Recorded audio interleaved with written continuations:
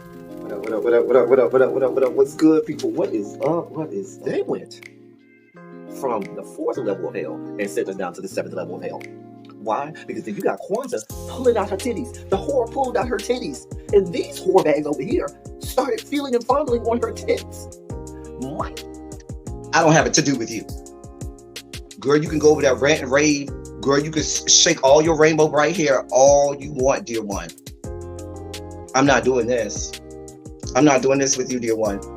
I'm not doing this with you, dear one. I don't have nothing to do with you, and I'm done. Baby, you can scream my name from the rooftops from now till Jesus come back. I'm done after this. Introduced to Tick's meat.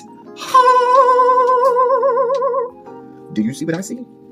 Did y'all really hello, casting, wardrobe, y'all let him roll up out of wardrobe with these pants on, giving us all of this, thinking we were not going to see it? We have been waiting with bated breath and anticipating all season long for the slightest glimpse, and y'all just put it out there this episode in all of its magnificent glory. Listen, that young man said, baby, you ate on this first date, you giving up the cooch on the first date, okay?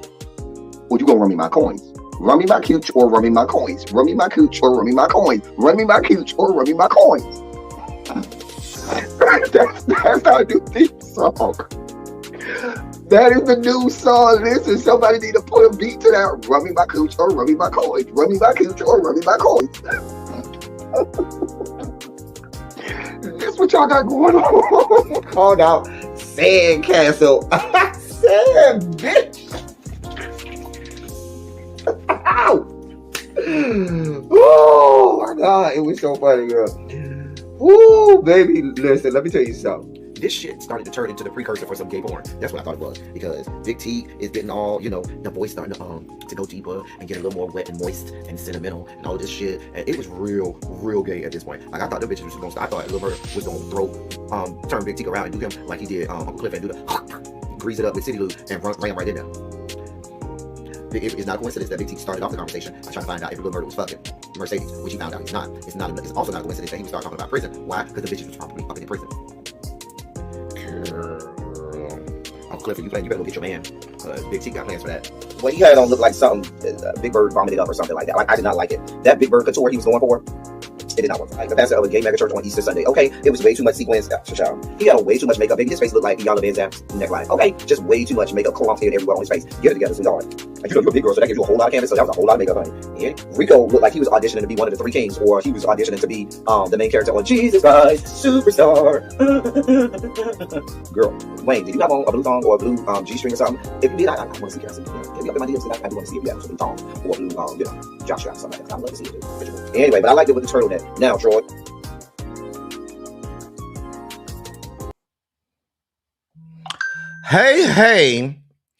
Hey to the motherfucking hey. Hey. Oh, I wasn't supposed to start like that. Y'all know how I was really supposed to start? I was supposed to start like this. Ow.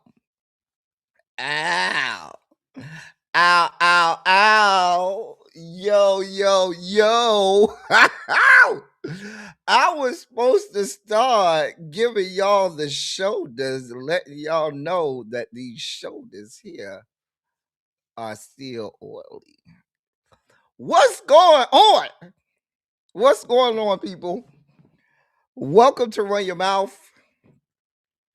I am L Teddy 27, celebrating the second best day on the calendar. The best day on the calendar is January 1st, my birthday. But second to that is January 5th.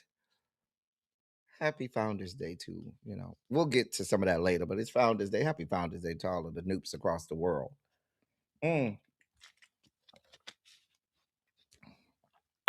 Yeah. All of that good stuff. We got some shit to talk about today. Y'all know politics is going fucking crazy. We got Donnie McClurkin stuff, and we got the lawsuit that we will read portions of. It's a lot going on today, y'all. The reason that I'm late,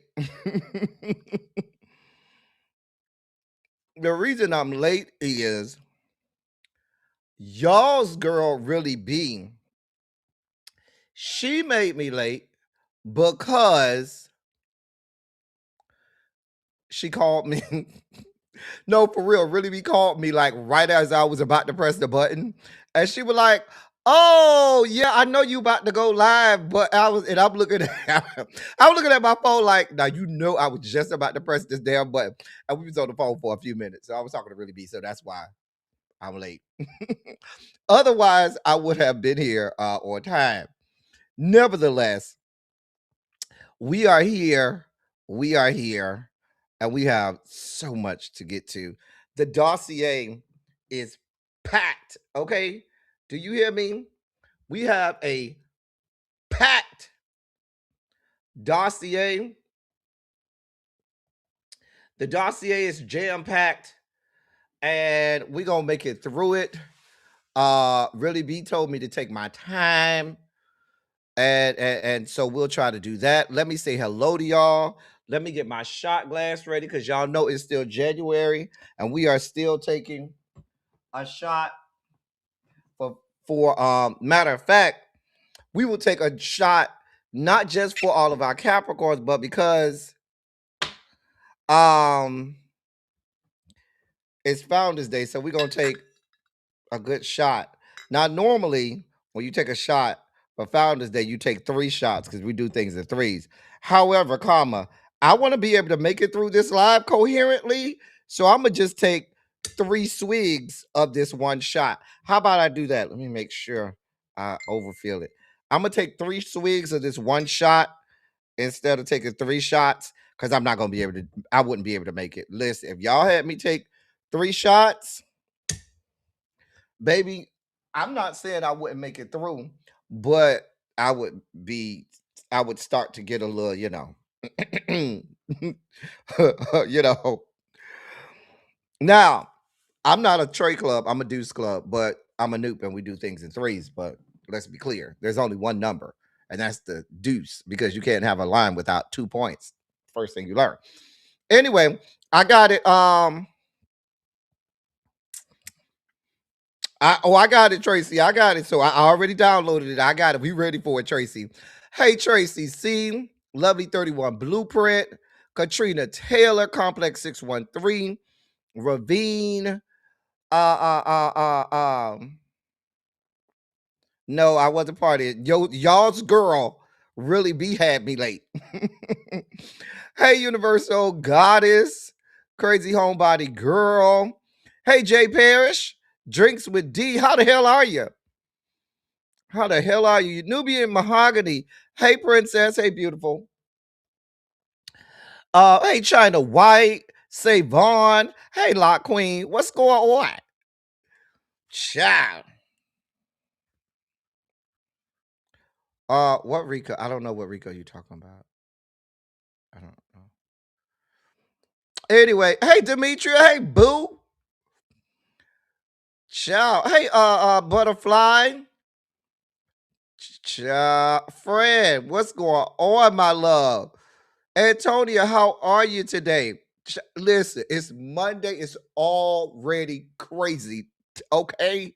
I just have to start leaving stuff out because I was like, I gotta spend some time on. I told y'all we were going to devote some real estate to uh uh uh um I told y'all we was going to devote some time to Venezuela. I found a video that does a good practical breakdown of some of the history of it. It's a long video. I'm not going to lie to you. It is a long video. However, hold on one second, y'all. Hold on one second.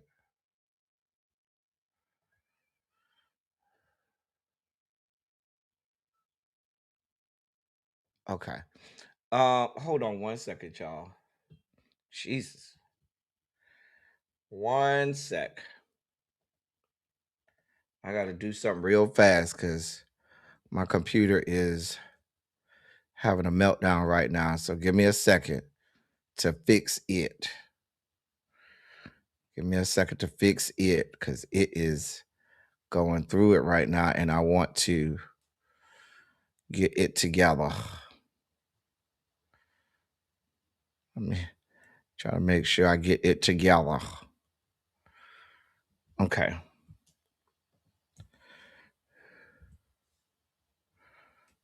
Hold on 1 second, y'all. I apologize for this, y'all, but I gotta do this because I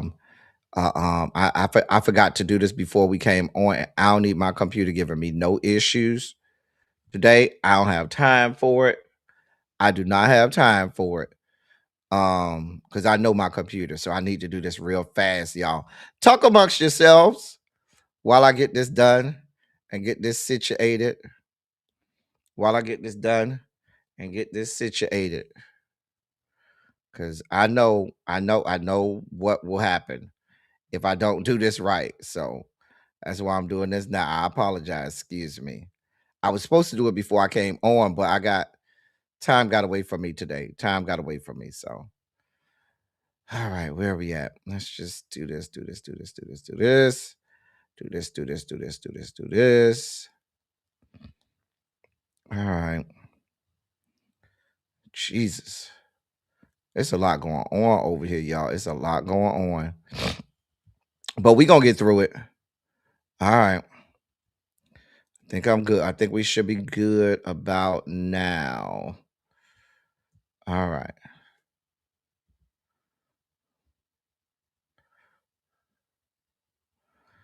All right. Okay. Almost there, y'all. Almost there. Give me a second, y'all.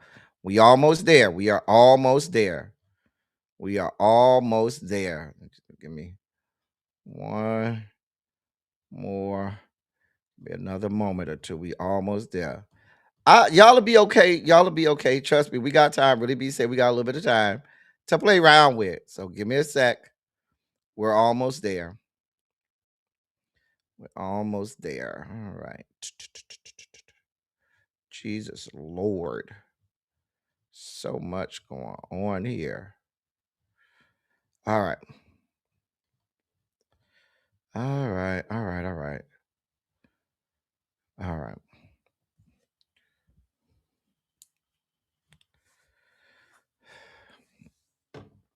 All right. That's that. And let's do this. All right. Okay. Now we should be good. All right. Now we're good.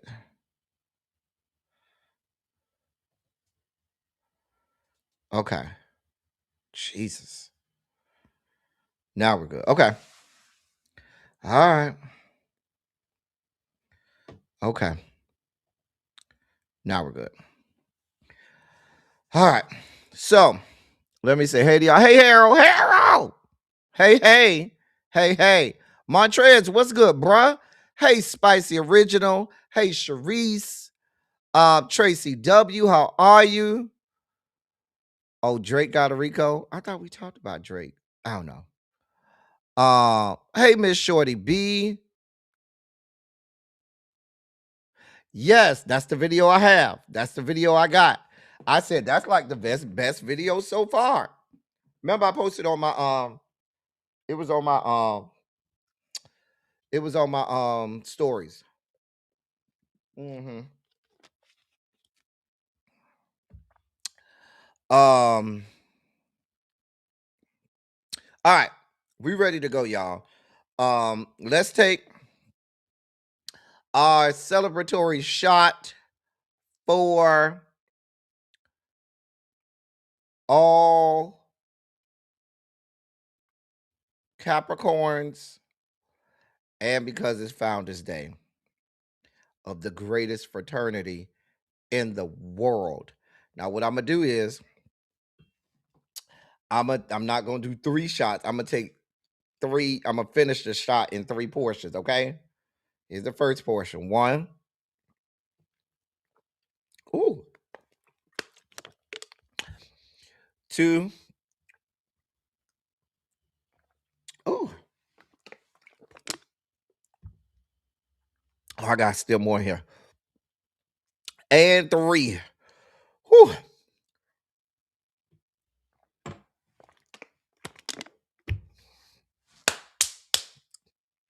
Oh. Woo, we made it through. Praise God. Mm. Hey, Miss Baythang. Hey, G. Smith. Listen, I had to have something to Ravine. I had to have something to take down with that. Lord.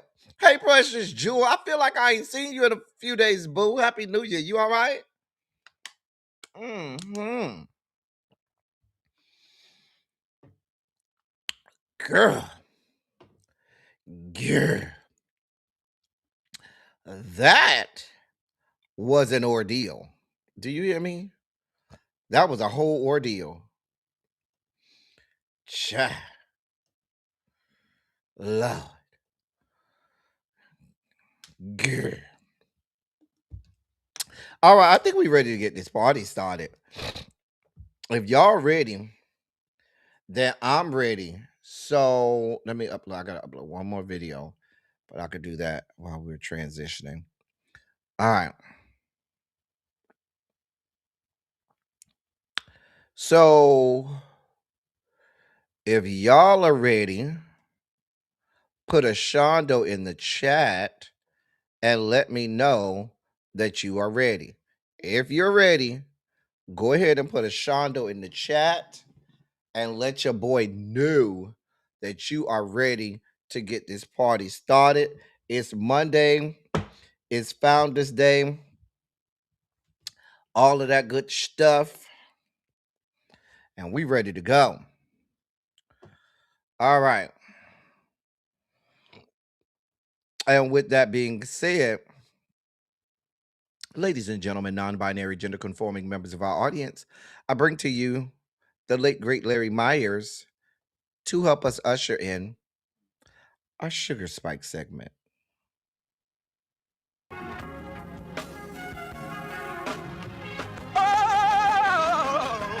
Oh, God.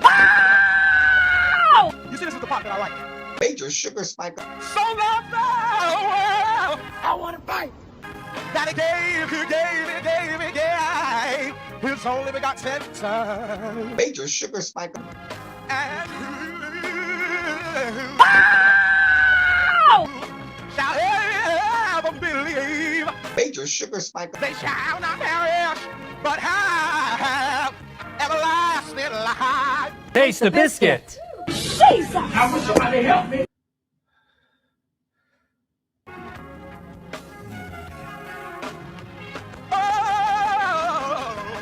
Oh, God. You see, this is the part that I like. Major sugar spike. So loved the world, I want to fight. That he gave, his only begotten son. Major sugar spike. And who shall ever believe? Major sugar spike. They shall not perish, but have everlasting life. Taste the biscuit. Jesus! I wish somebody help me. Jesus. Had to do it twice because it's double dose day.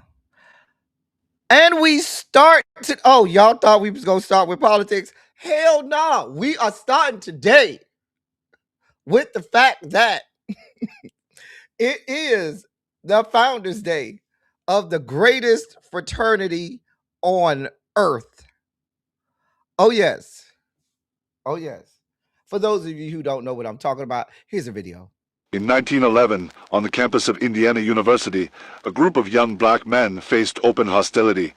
They were excluded from dorms, barred from many campus activities, and even harassed simply for walking across campus. But instead of folding under pressure, they created Kappa Alpha Psi, a fraternity that turned struggle into strength. Out of that vision came one of the most recognizable traditions in the Divine Nine, the Kappa cane. It wasn't just a prop. The cane became a symbol of dignity, pride, and resilience. Over time, it transformed into a cultural icon, carried and twirled with precision at step shows and celebrations.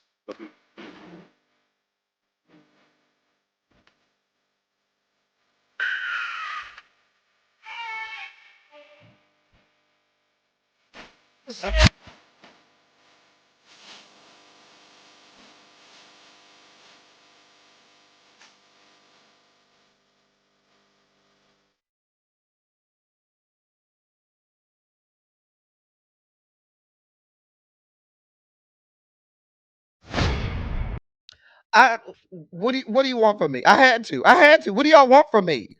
What do you want from me? I had to. Oh, you thought I was done? Because I know your timelines have been flooded all day with nothing but Crips and McCree. If I ain't gonna celebrate my own shit, who else gonna celebrate it? Even Jasmine Crockett, who's a Delta, she had something to say about it.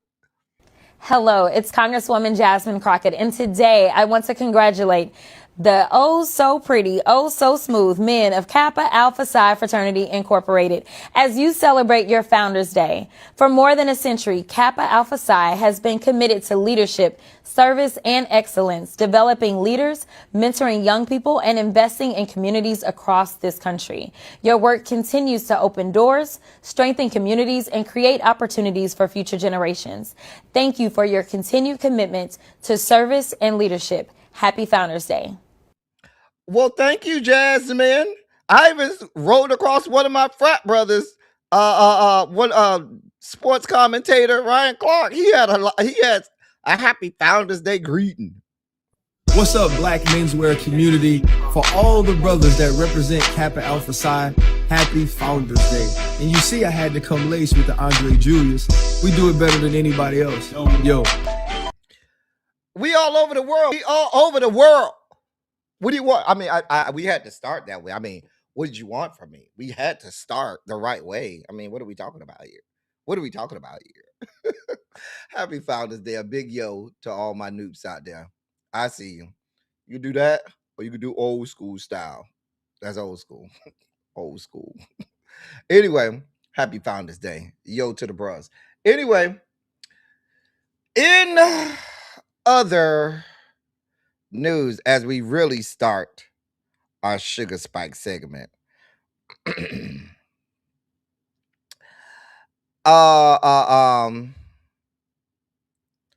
Hey Trey. Hey Yana. Hey Catherine Powell. All right. So listen, I told y'all when we did this on Silly Saturday, we did not have the bandwidth. We did not have the space and time. Hey, Janae, in Silly Saturday to really address and give y'all the backstory like we should. Now, I posted this video that I'm going to play on my stories on Instagram, but I wanted to play it here because I thought it was a great, easy to understand way of, hey Cymera, it was a good, easy to understand breakdown. It was simple enough and easy to understand breakdown of the history of the US and Venezuela, because this did not just happen overnight. This is decades into the making. So the video is kind of long, but it's easy to get through because it gives you a great, as I stated, it gives you a good breakdown of what's going on. So I'm going to take myself off so y'all can focus on the video. All right. Here's the video. Want to learn about Venezuela? I'm getting the board. Whoever said teaching wasn't physical? All right, people want to know about what's going on between the United States and Venezuela, but in order to understand what's going on today, you need to understand what has gone on before. That's why history is so important, guys. Come on. Venezuela and the U.S. I've decided to do this chronologically because I feel like doing history metaphorically difficult. Number one, pre-1998. Pre-1998, Venezuela had a huge oil supply, actually, biggest in the world, and the biggest stakeholder was a U.S. company called Exxon. Why is this important? Because of their huge oil supply in Venezuela, Exxon took it over. So the vast amount of profit, the percentage of profit, went to the U.S. and Venezuela as a country got next to nothing. And because of this, their economy started to fail. And as their economy started to fail, guess what? A dictator waiting in the wings wanted to jump in and save themselves from God knows who. Oh, from the United States. How do I get steak and oil companies is taking over the entire world? Number 2, 1998. That's not right. I hate it when I can't write numbers properly. Hugo Chavez was a democratically elected president of Venezuela. Now, once he got in, again I say democratically, he started to push towards authoritarianism, and he started reducing the checks and balances of the democratic system. Side point, does that remind you of anybody else? He also started to rewrite the Constitution to solidify his dictatorial power. Parallels are really uncanny. 2002, a woman named Maria Machado, ignore how I said that, but keep that name locked in your head because she's going to be important later, created an organization called SUMAT in order to overthrow the Chavez government. Psst, who do you think was funding her operation? You guessed it. George W. Bush, President of the United States at the time, was funding her through the National Endowment of Democracy. You know what? People just make up names to mean anything nowadays. So through this National Endowment for Democracy, the United States funded Machado in order to overthrow Chavez. And when it didn't work, Bush said, "Not my problem, I didn't know anything about it." And she was eliminated from all political life going forward. And then, in 2002, Bush was a very busy guy. Number 4, in 2007, Chavez, reinvigorated with power and an authoritarian regime, decides to nationalize Venezuelan oil. Ruh-roh. That meant that Venezuela took all of Exxon's money, all their oil, and all their access to oil, and shifted the lion's share of profits back to Venezuela and left Exxon, well, not a lot of money. P.S. Exxon then sued and won $1.4 billion in a claim. But what kind of international police force are we going to get for Venezuela to be forced to pay Exxon? None. After that huge shift of economic power, Venezuelan oil dropped from 3 million barrels a day way down to 700,000 barrels a day due to corruption and, let's be honest, informal sanctions put on them by the United States because they just stole a bunch of their money from corporations. Stole might be a U.S. word, considering the oil was on Venezuelan land and considered a Venezuelan resource, but who's counting? The U.S. really does imperialism out of 10, don't they? Ooh, new chalk. Number 5, a guy named Madero, used to be the VP of Chavez, takes over, and he starts building an even stronger authoritarian government. I forgot the year. 2013. Obama calls the drug cartel and this particular regime a threat to democracy and national security of the United States. That's then followed by Trump putting on economic sanctions in 2017. Are you with me so far? This is about to get interesting. Interesting, I mean even more corrupt. 6, 2025. I brought you right up to the present. Maria Machado, remember I told you to remember that name, wins the Nobel Peace Prize. And who does she dedicate it to? None other than Donald Trump. And it's at this point that Donald Trump begins attacking boats, Venezuelan boats, calling them drug cartels, talking about revitalizing and restoring democracy to Venezuela, and talking about how they're a threat to national security. And guess what? The U.S. got to go in and save some people. Oh, and P.S. Donald Trump wants his oil back. It's the ending that's really going to get you. The big question about why Donald Trump is doing this is why, and I think the answer is going to surprise you a little bit.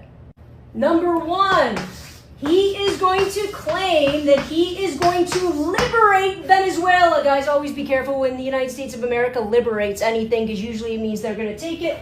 And he's going to install Maria as the president, formally excommunicated from all political life, but she's going to serve a purpose. Number 2, Machado will then give oil rights back to, you guessed it, Exxon.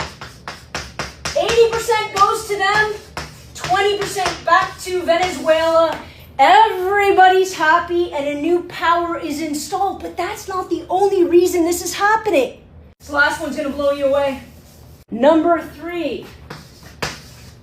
Is it about oil? Absolutely. They want control of the world's biggest oil supply, but that's not the full answer. What the real answer is U.S. currency rates. Follow along, this gets tricky. Oil has always been traded in U.S. dollars, called petrol.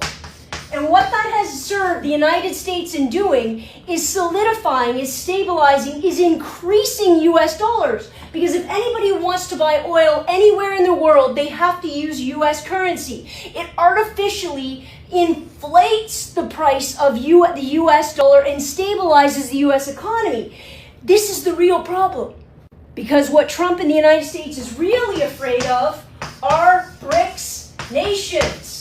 What are they? They are nations, they are countries that have gotten together and are starting to trade without the United States, especially oil, and not use the U.S. currency as their trading denomination. And that is going to possibly submarine the U.S. economy. So is it about oil? Sure, but what really it's about is about the United States being able to control the entire market of trade when it comes to oil, thus inflating and propping up the U.S. economy. So when somebody says, is it about the oil? Say sure, but that's just a vehicle for them to control everything else. I thought that was a pretty good, easy to digest history of some. It's not a comprehensive, it's not exhaustive, it's not comprehensive. We could literally be here 2 or 3 hours really going through the history of Venezuela. It would also involve Colombia. It would involve Honduras. It would involve Panama, Costa Rica, certainly Brazil, certainly Argentina. And we're not going to even go to the dumpster fire that is Chile.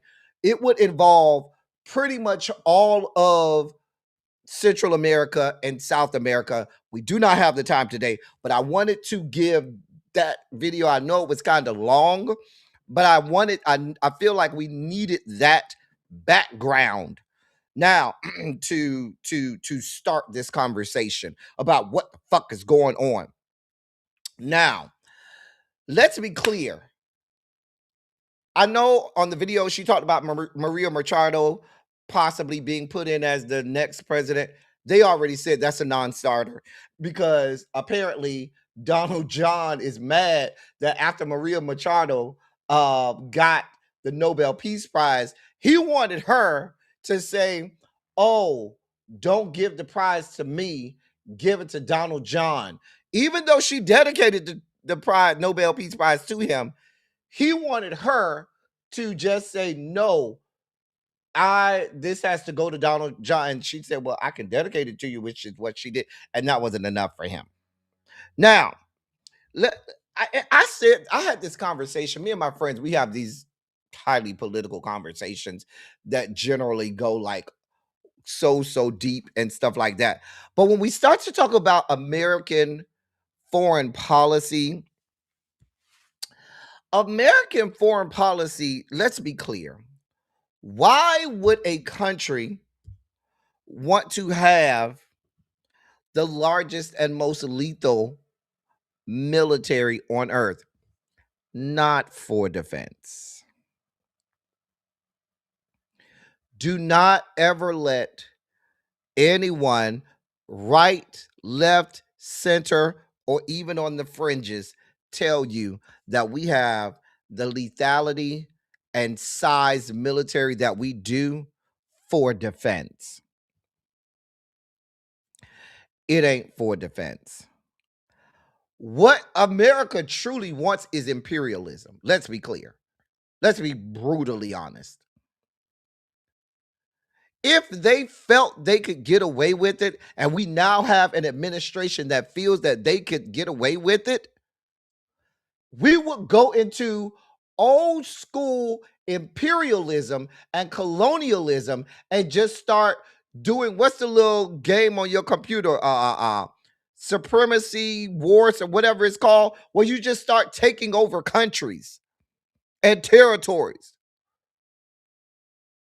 That's what this is about. Exactly, G. Smith.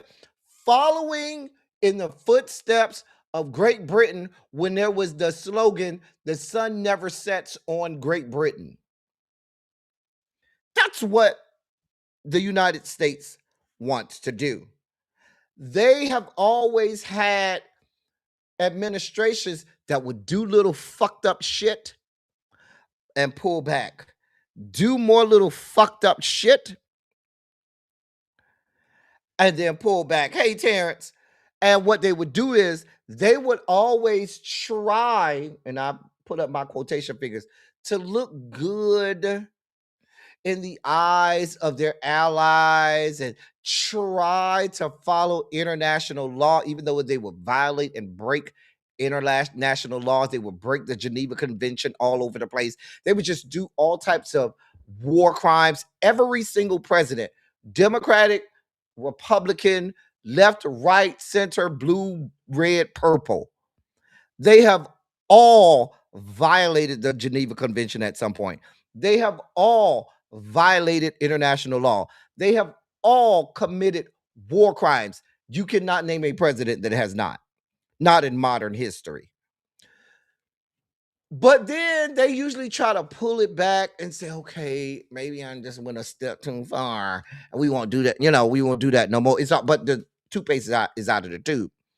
The problem then becomes when you get a president like this that domestically is not following our own constitution and our own laws within the United States. We have an administration that willfully violates our constitution so much we cannot even fucking keep up. And people are now believing that crimes are actually legal because that's how much they have violated our own constitution on a daily fucking basis. ICE is violating the Constitution. The DOJ is violating the Constitution. All of the agencies, I shouldn't say all, but most of the agencies are right now violating the Constitution and committing U.S. crimes. They are. So if we have an administration that uses the Constitution and the rule of law as toilet paper, you better be damn skippy that they could give two rats' asses about international law, about Geneva Convention, about war crimes of any of the sort, because they have the largest and most lethal military on earth.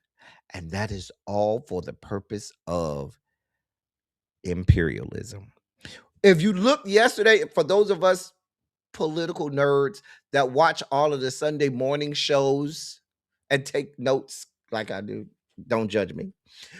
You saw Marco Rubio, he ran the circuit. He went on everybody's shit. They put Marco Rubio bitch ass out there to say all of this fuck shit. And Marco Rubio, let's be clear, has an axe to grind. Marco Rubio can't stand Venezuela. Marco Rubio, let's be clear, his hands is all in this. Because for Marco Rubio, the end game is not Venezuela. Marco Rubio wants Cuba. That's what the fuck he wants. Let's be clear. Marco Rubio wants Cuba. So, back to Venezuela. We have started this American imperialism because they put this under the rouge of narco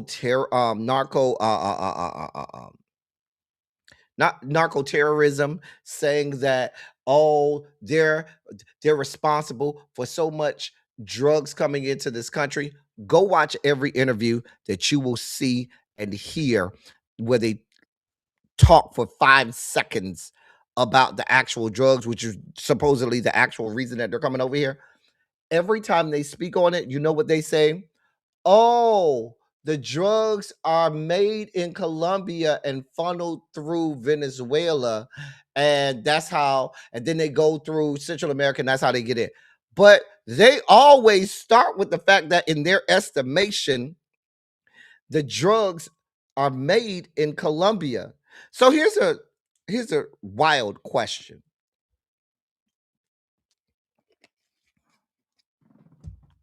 Just a wild question.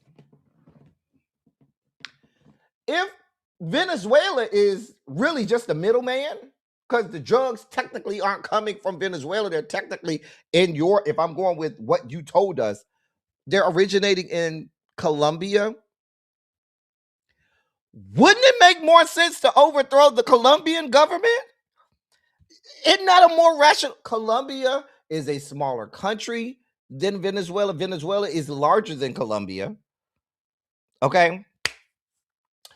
I'm just asking. Colombia, for better or worse, that's where a lot of cocaine comes from, sure. But if you all have been screaming fentanyl, fentanyl, fentanyl, fentanyl, fentanyl, fentanyl, fentanyl, fentanyl, wouldn't that involve Mexico? Because out of every country south of us, even though most of the fentanyl in this country comes from this country, but that's a whole nother story that they don't want to discuss.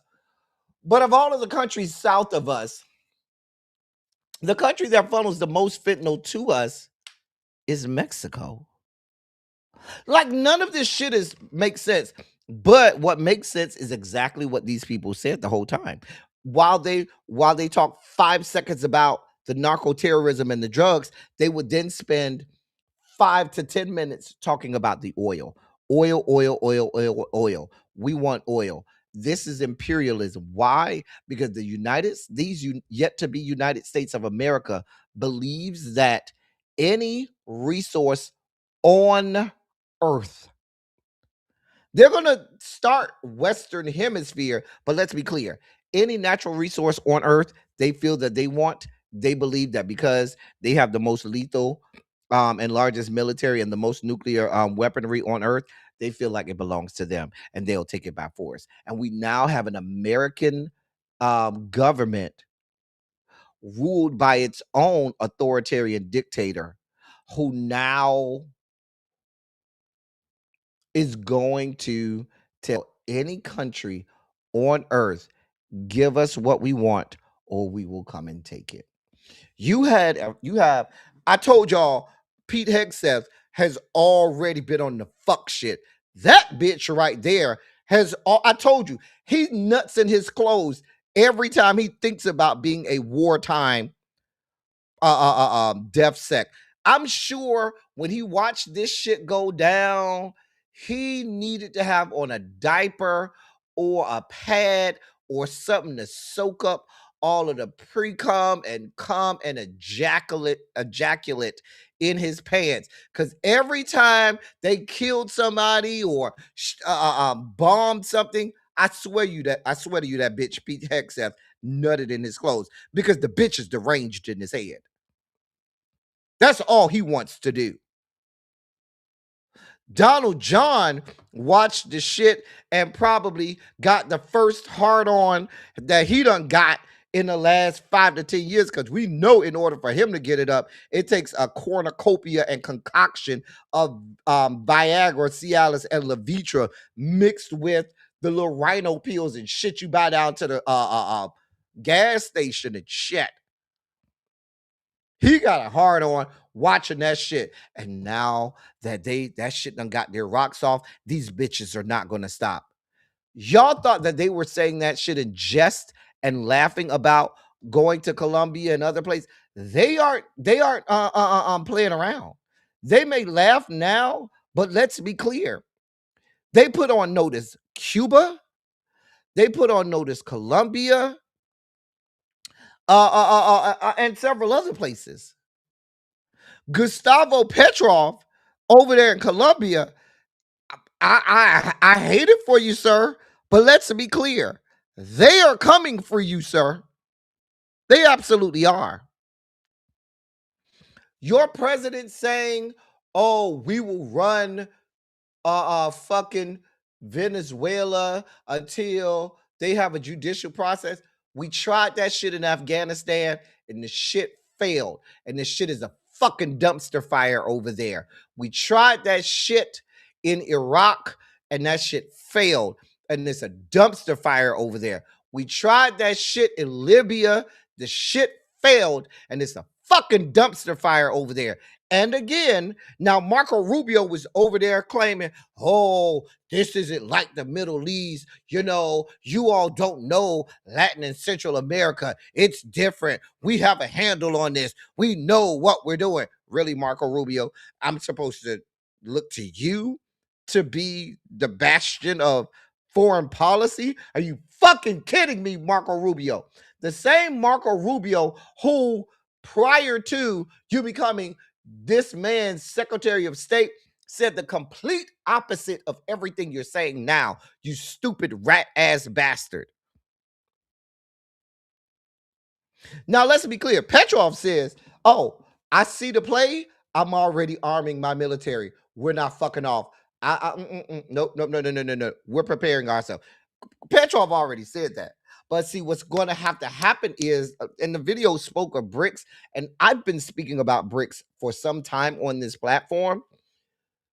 What she said on that video about BRICS taking money and costing the American economy, that is absolutely true. And China has people in Venezuela and money and interest, and is taking oil from Venezuela, as does Russia. And as much as we have the largest and most lethal military in the world, if China and Russia come together, they kind of have much larger. Russia, along with China together, have more together, not individually, but together. I believe if my last checks, and I'll let people like Terrence and more military people know, but together they have more military armament than we do together. Then if you add all of the other countries in BRICS, you have India in BRICS, you have places like South Africa in BRICS, you have most of South America in BRICS. There is quite a bit there. Then we would have to depend on our allies. I'll get to our allies in 1 second, because we're about to alienate our allies, and we're really about to be out in this shit by ourselves, okay? We really about to be out here on an island by ourselves. Now, they had an emergency UN, they had an emergency meeting down to the UN Security Council today in New York City because of this whole Venezuela situation. Several countries denounced the United States, and what happened? Brazil, China, Colombia, Cuba, Eritrea, Mexico, Russia, South Africa. Most of the countries I just named are in BRICS. The UN, the U.S. ambassador to the UN basically said, anything in the Western Hemisphere belongs to us. Fuck you, bitches. Fuck your life. This is our hemisphere. Stay y'all bitch asses where y'all at. We got the Western Hemisphere on lock, and we own everything if we want it. That's basically what they. I watched all of the videos today. I was real enthralled in this today, and that I'm just paraphrasing basically what they said. We are now at the point, as bad as Maduro may have been, and as horrible as a person as he has been, we are now at the point where we are going into sovereign nations and ousting their regime and leadership, because we deem that they have a horrible regime and a dictator or an authoritarian, and we want to get rid of it. They have resources that we want. We don't give a shit about the administration or regime. We just want to put them out of the way so that we can get the resources that we want, make money off of it. Not money for America, but money for all of the big corporations in America, so that the billionaires can get richer and damn everybody else in America. That's basically what this is. Because if y'all were truly out here about the business of doing away with horrible regimes, there's no less than 100+ countries with horrible regimes all over the world.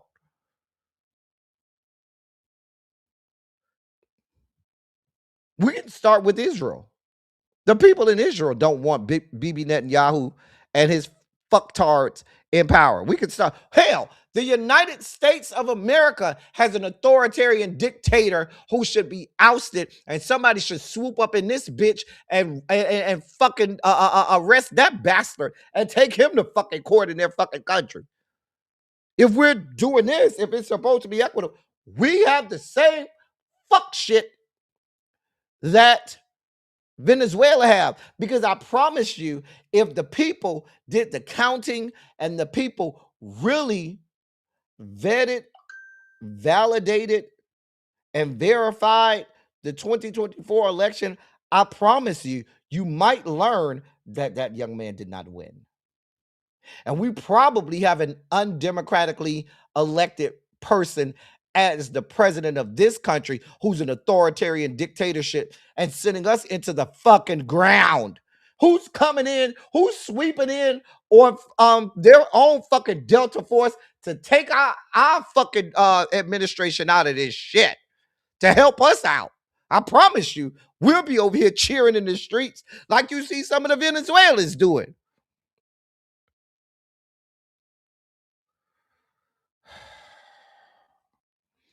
That's what I know, Terrence. If BRICS comes together, we need our allies. But I'm gonna get to the allies in a moment, because that's where we're about to fuck up. That's where we're about to fuck up.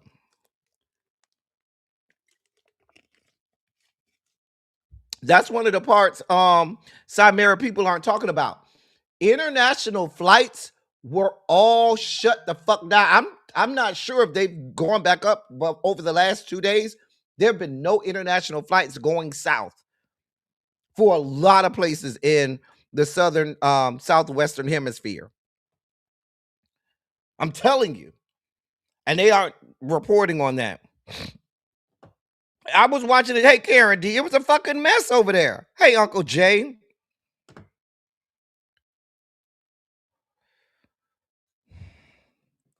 Yeah, Venezuela. Now, the Venezuelan government, let's be clear. Maduro is a fucktard, and Maduro is a horrible, horrible person. And the people in all levels of government are under the Maduro regime. And so certainly they're going to, and I don't blame them. For example, here in America, we got how many MAGA nuts in our administration that if somebody came swept in and snatched Donald John, the whole administration, including Congress and the Supreme Court, are filled with Donald Trump MAGA sycophants and acolytes. So if that happened to us, you would have people in and out of, and I'm even including Democrat members of the Democratic Party, that will be screaming, bring us our authoritarian dictator president back to the United States, even though he shouldn't be back. And likewise in Venezuela, up and down their government in Venezuela, they have all of those people who've been in place. Maduro's been in place for some time now, and certainly the people in multiple layers of government have already said, yeah, bring us our president back, because they are aligned with him. In the same way, here in these yet to be United States of America, how many people are aligned with Donald John and MAGA Nation? How many MAGA nuts do we have over here?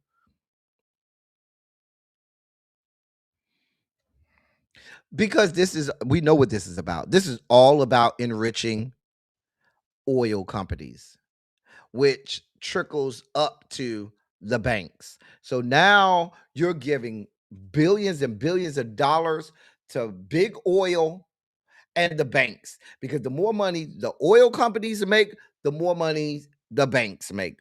This is all about helping billionaires get richer. This is not going to do a fuck thing for any of us working class people here in these yet to be United States of America. Let's be clear.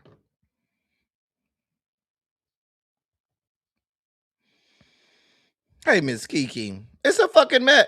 It's so bad. Let me tell y'all how bad it is.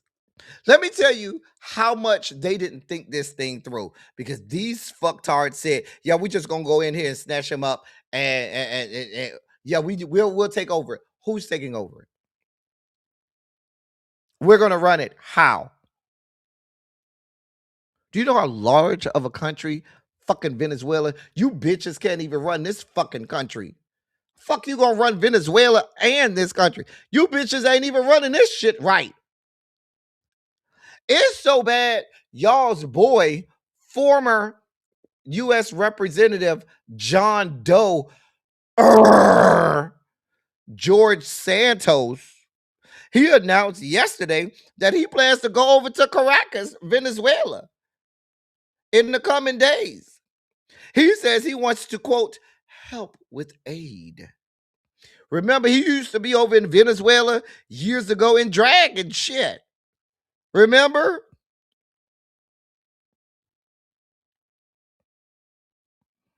He going over there since he was ousted out of our legislature. I guess he figures he got a chance over there down to the Venezuela. Maybe he can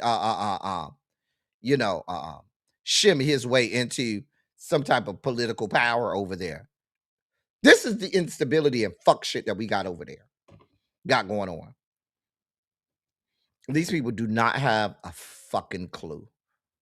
Now, Maduro was in court today in the Southern District of New York, and he said, quote, I'm innocent. I'm not guilty. I am a decent man. They said it was real dramatic. They say he told the judge he was kidnapped and said he was not made aware of his rights as a defendant in a U.S. criminal proceeding during his arrest, which I believe. He said, quote, I did not know of these rights. Your Honor is informing me of them right now. End of quote. All of these rights you telling me I have, baby, they didn't tell me nothing. Bitch, they snatched me and my wife up, put a fucking blindfold on us and some zip ties and tackled me to the ground, threw me on a fucking airplane to take pictures and shit, and rolled me up in there. Bitch ain't tell me about no fucking rights. They said his wife said, quote, I am First Lady of the Republic of Venezuela. End of quote. Said she didn't know what the fuck was going on.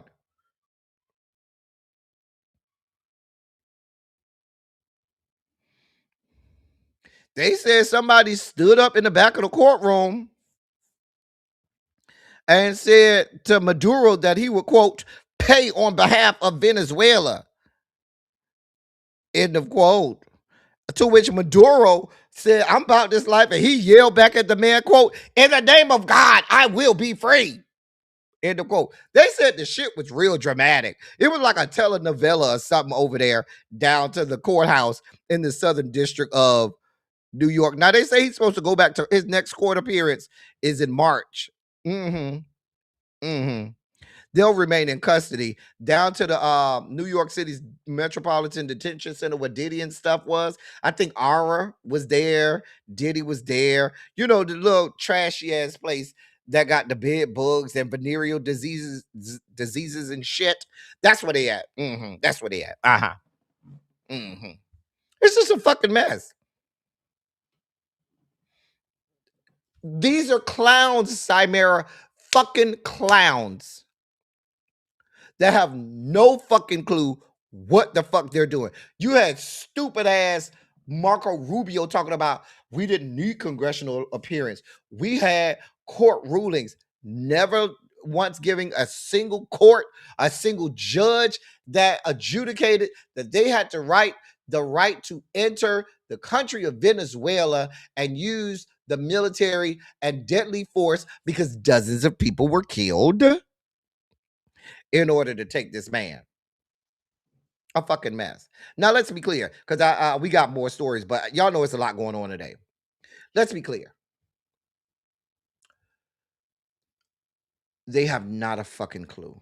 And if you thought Afghanistan, Iraq, Libya were fucking dumpster fire and train wrecks. This is going to be that on steroids. Because I'm sure as we speak, there's going to be uprisings of several different factions of groups and entities that are going to fight for power. There's going to be several individuals wanting to stake claim to power. There's going to be instability there. There's going to be more people fleeing the country of Venezuela because of the uncertainty there. It's going to be a fucking shit show. And if you think, because they've already said that Venezuelans that are on temporary protective status can now declare refugee status where now they can stay here. And you think that it's going to stop with just the ones that are already here? Now more people are going to leave because of the instability. It's going to be a fucking shit show. And now they're saying, oh, yeah, we have to go in and fix the infrastructure. Your president said, yeah, we're going to spend a lot of money to fix their infrastructure and all of the problems over there.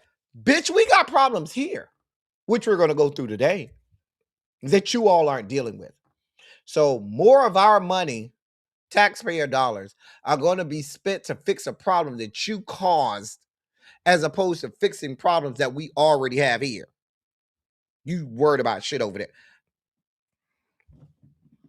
This is happening. In more imperialism in this country, this is where our allies get involved. Because you got Stephen Miller's wife, that bitch Katie Miller, round here tweeting pictures of Greenland with the American flag draped on it, saying soon, meaning, and this is just hours after the Venezuelan raid, kidnapping. And with basically them letting they even mentioned Greenland as a part of the country that should be on notice, saying, yeah, don't think that we're not coming for Greenland. Now, the Greenland Prime Minister was here for it. He's about this life. He said, oh, this is what we're doing. This is what we're doing. So, Mette Frederiksen, the Danish Prime Minister, Denmark is, or they are the ones who have ownership, I guess you would say, in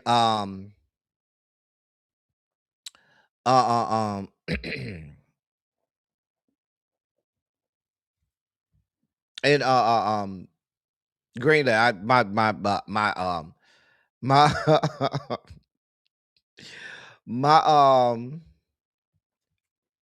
my brain went blank, but they pretty much and they allowed the people of Greenland to have their own government and so forth and make their own rules and laws, but this is under Danish control.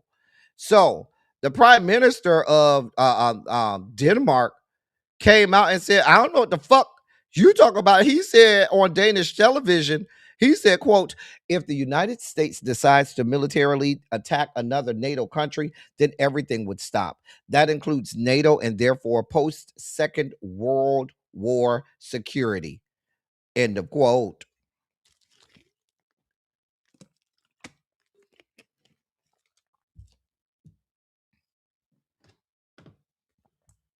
I'm just going to let that rest there for a while because we just spoke a couple seconds about the fact that if BRICS all comes together, they have more military armament than we do.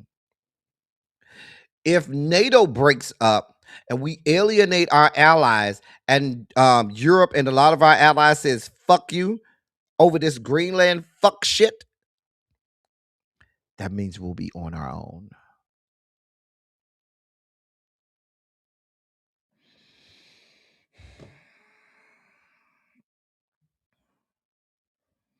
Samira, the New York Times and the Washington Post said they knew about it before it happened, and they just didn't say anything because they wanted to, because they thought it would be an issue of national security, and they didn't want anybody to be killed. But they say, yeah, we knew about it. We just to let the Trump administration know, yeah, you bitches are sloppy as fuck. We knew about that shit, and we just chose to keep American soldiers safe and from possibly being killed and not put the shit out there. But bitches, we knew and had evidence that they knew prior to it happening.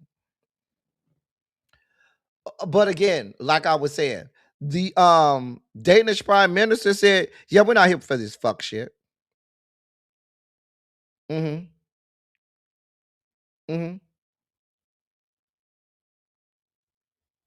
Now, Greenland's prime minister, Jens Frederick Nielsen, uh he said that the president needs to give up his quote fantasies about annexation, end of quote, and accused the US of completely and utterly unacceptable rhetoric, declaring that it was that quote, enough is enough.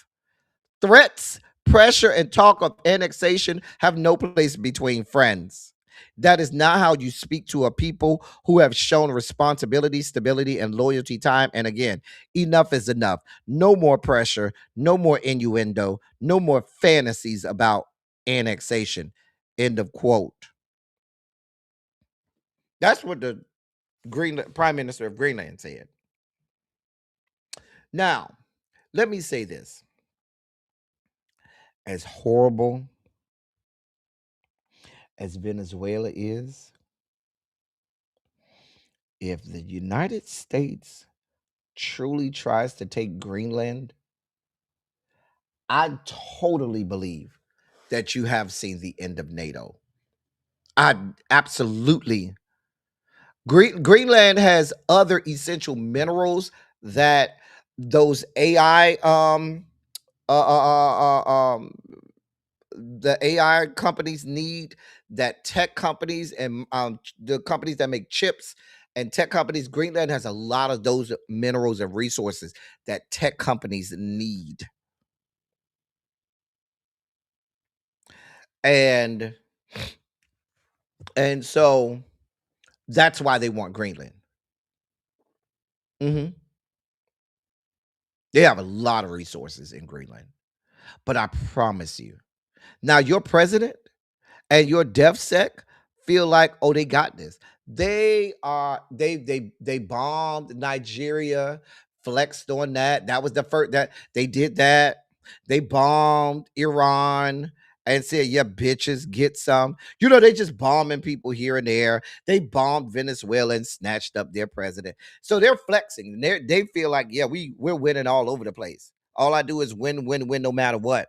And they're gonna try the same fuck shit with Greenland. Remember, they sent Louisiana Governor Landry up there to Greenland because he was supposed to be the liaison or whatever the fuck they call him up there in Greenland. He said point blank, yeah, we'll take Greenland winning if we want to, whenever we want to.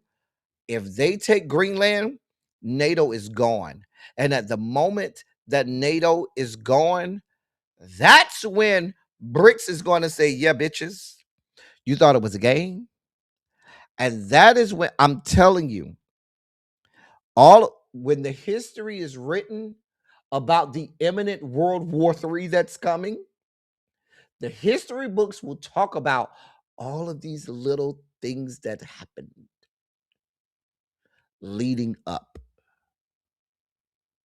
And I promise you, the launching pad into what could possibly be the next World War will be them trying to take Greenland. If the United States tries to take Greenland, that ends NATO.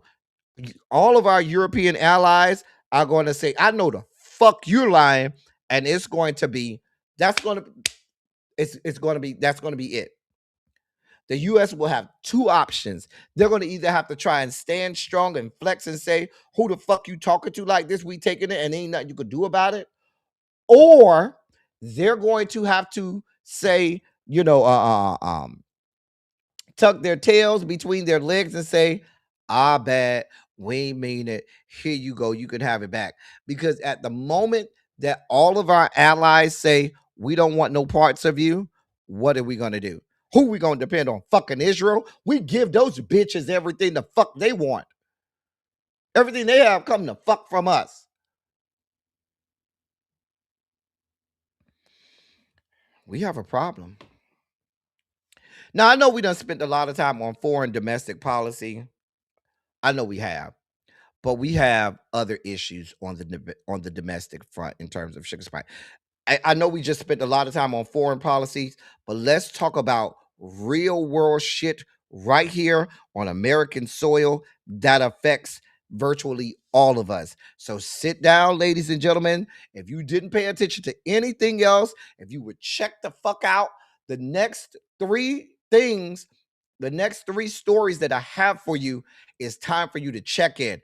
This is of the utmost importance. So I need all of you all to check back in with this because this is majorly important. Now, who is that? Y'all know who that is. That's that fuck bitch, RFK Jr., right? So, in what is being seen as a seismic, cataclysmic shift in the medical community, federal health officials announced today an unprecedented shift in the childhood vaccine schedule.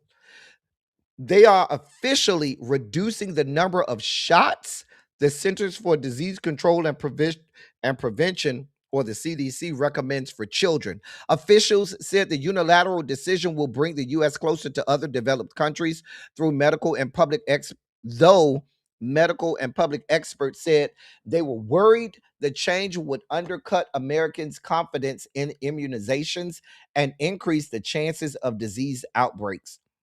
The move, which is effective immediately, fulfills a long-time goal of Health and Human Services Secretary Robert F. Kennedy Jr. and other vaccine skeptics who have questioned the number and benefit of the vaccines children receive. The CDC will now recommend children receive 11 vaccines rather than the current list of 17, putting it in line with the much smaller country of Denmark.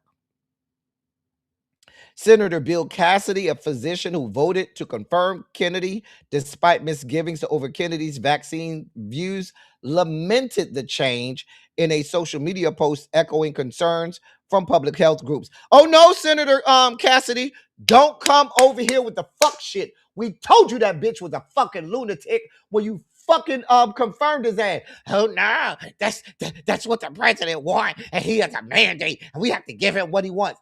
No, bitch, don't come back over here lamenting now. We told you this bitch was a fucking lunatic. He didn't know what the fuck he was doing. And now he's here. It's too the fuck late now, running rampant. And now you know Senator Cassidy just as well as the rest of the fucking medical community knows. This happening means we can expect there to be more disease, there to be more pandemics and endemics and epidemics in this country.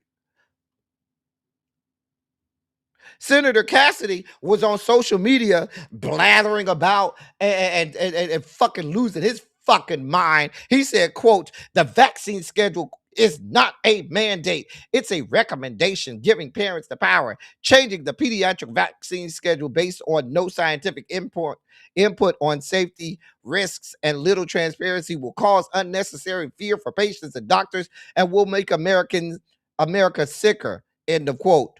Really? Because the medical community told your bitch ass not to confirm him when you confirmed him earlier last year.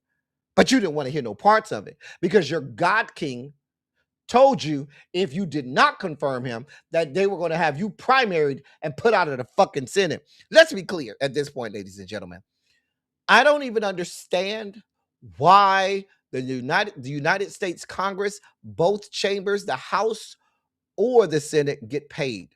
What is their purpose? We might as well have no Congress at all. They do not serve a purpose. The fact that they have abdicated all of their ability, rights, and title as co-equal branch of government has all gone down the drain. They serve as no purpose. They're just collecting paychecks for doing a fuck thing. I'm just saying. Now, the medical community all over the place are listen, they are very fearful. Listen, this is scary. Hey, Sherry Watson. This is very scary. Some people don't know the impact that this has. Hey, Miss Felicia. But the fact that we do have such a rigorous vaccine schedule is how we have been able to eradicate a lot of diseases, illnesses, and viruses from American soil. Once you start to do this, people are going to say, well, I ain't got to have my child vaccinated. And they're going to start. And it starts with, you know who it starts with? Remember, these people are in bed with all of the big major corporations. Who are a part of the big major corporations? Big fucking pharma and all of the fucking health payers, the insurance companies. The insurance companies want to go up on co-pays and deductibles.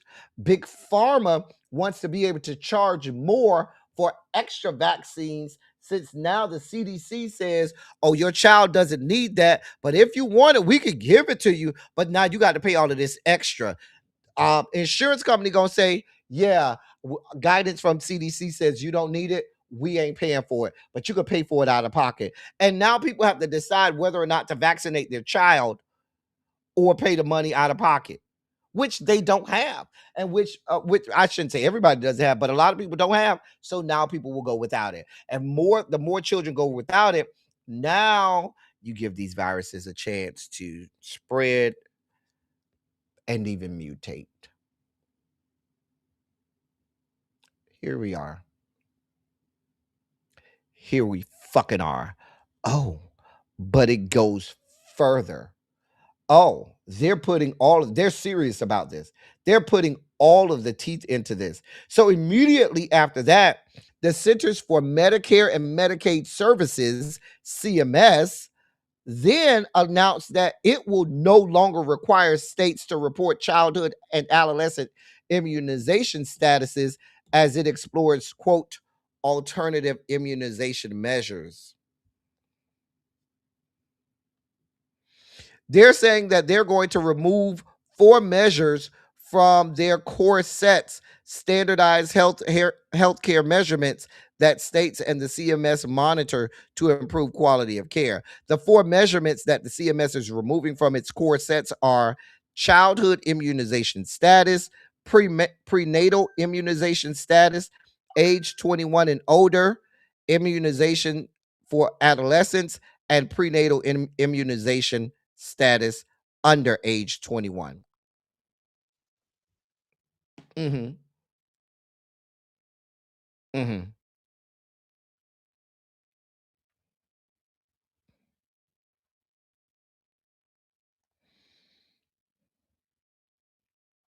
They also said they're going to explore how religious exemptions from vaccinations completely can be accounted for in all of the data and the requirements that they have for Medicare and Medicaid. Mm-hmm.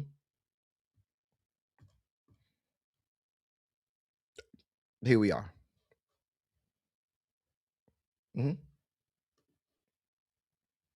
So now we're talking about Medicare and Medicaid not covering immunizations.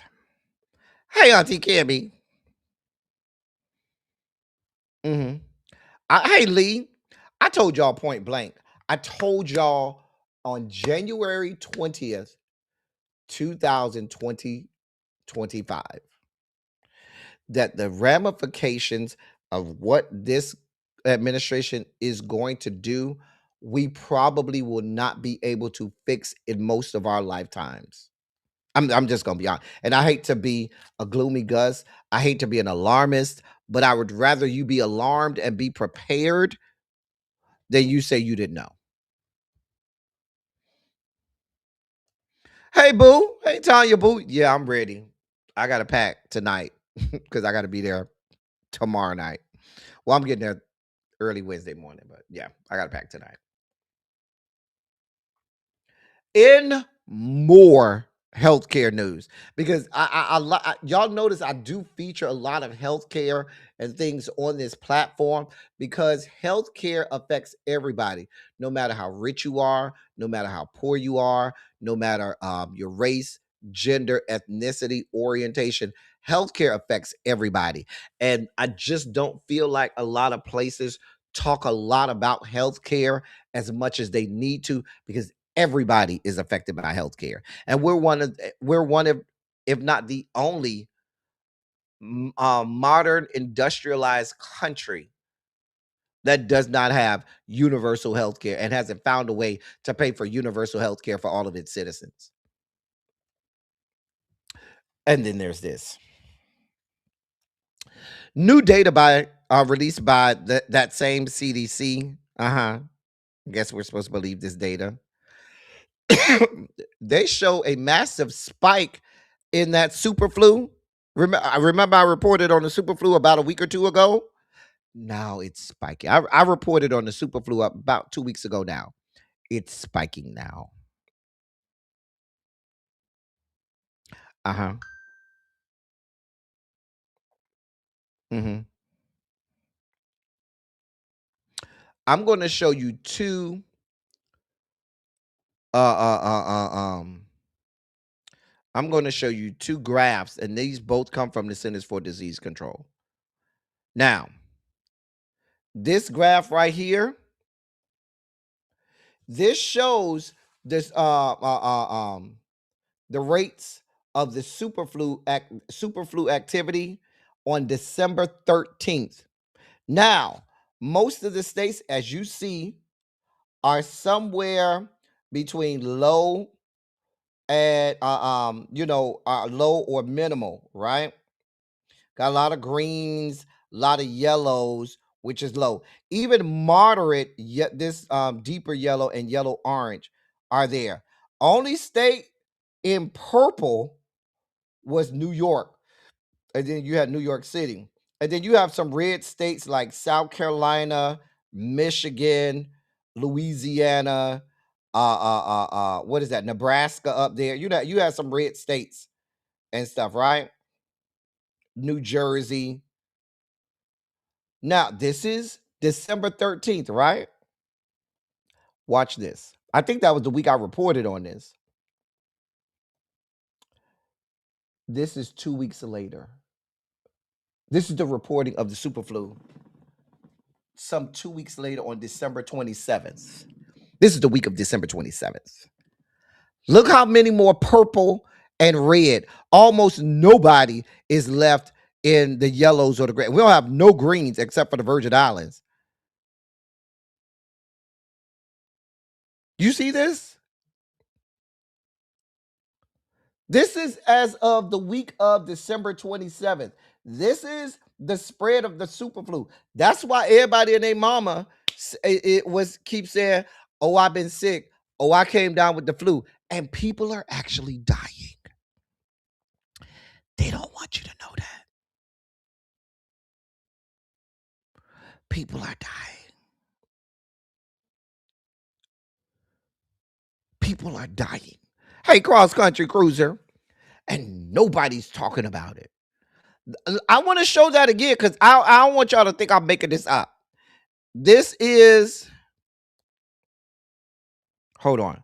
This is December 13th reporting on the superflu. This is December 27th. 2 weeks later. Same graph, same information, same graph, same information. Hey, Cross Country Cruiser, thank you for gifting memberships today, Cross Country Cruiser. Thank you so much, my love. Y'all thank Cross Country Cruiser for gifting some memberships, okay? But this is what we got going on.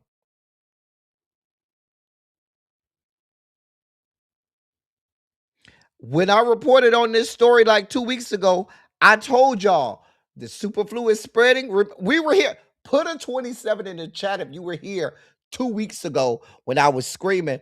When you go out there amongst these people, put on a mask. These people ain't safe out here. These people are carriers. I was here screaming, saying, listen, the superflu is spreading. Don't be out here with these people. I went out for my birthday. I look like a crazy person. Why? Because when I was amongst these people, I had on a fucking mask. Did. Looked real crazy. Sure did. Had on my KN95 mask because I was like, these people are carriers. These people are fucking carriers. Hey, Carl, what's going on across the pond? I wanted to bring this story to y'all because I don't want you all to be out there in public thinking that everything's good and that we don't have nothing to worry about. I told you these people don't care about us. Instead of them trying to get a handle on this shit, these are the same people that say vaccines don't work. Why go get the flu vaccine? That shit don't work. We don't need vaccines. All of that shit gonna give your kids autism and shit. Like they say dumb shit like that, and then people die because the flu can kill you. Whether or not you think so, the flu can kill you. Harold and Crazy Homebody Girl said they're spiking out. Larry, the people need you, Larry.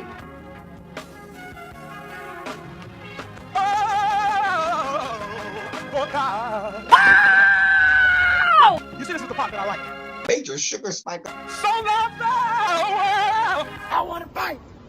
That he gave his only begotten son. Major sugar spike. And shall ever believe. Major sugar spike. They shall not perish, but have everlasting life. Taste the biscuit. Jesus! I wish somebody help me. Thank you, Larry. The people was kind of spiking out. I told y'all those next three stories, those three stories that I just reported are all dealing with your health. I wanted y'all to pay attention to those because while we have a lot going on internationally, this is stuff right here on the ground that can affect all of us. Many of you all have children, grandchildren, nieces, and nephews that may be infants and or toddlers that are on the vaccine schedule, and those vaccine schedules will affect you. Many of you all may have Medicare or Medicaid, and the changes in the guidance for them may affect you. And many of us and all of us got to be around other people at some point and may be exposed to somebody over here with the super flu. Let me put up that map again so you can look at your respective state so you can see this is from December 27th. So you know it's probably worse now. It's probably worse now because this was what, a week and a half ago?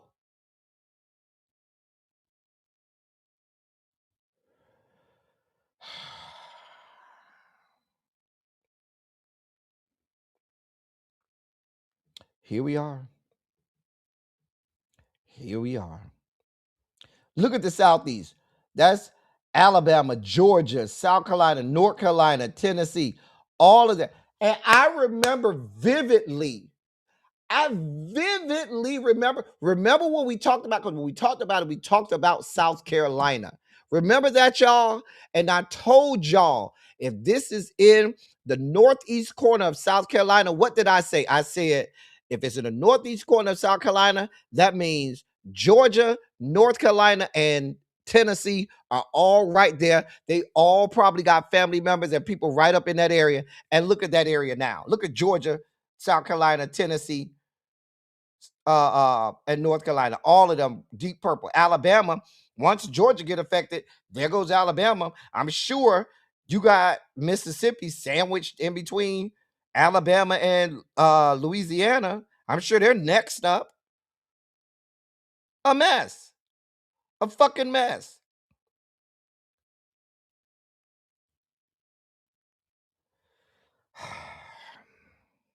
Let's move on. In our last sugar spiky story, thank you, 7 pound, 3 ounce baby Jesus. Lord. This is another story that will affect us domestically that they're not talking about. The Social Security Administration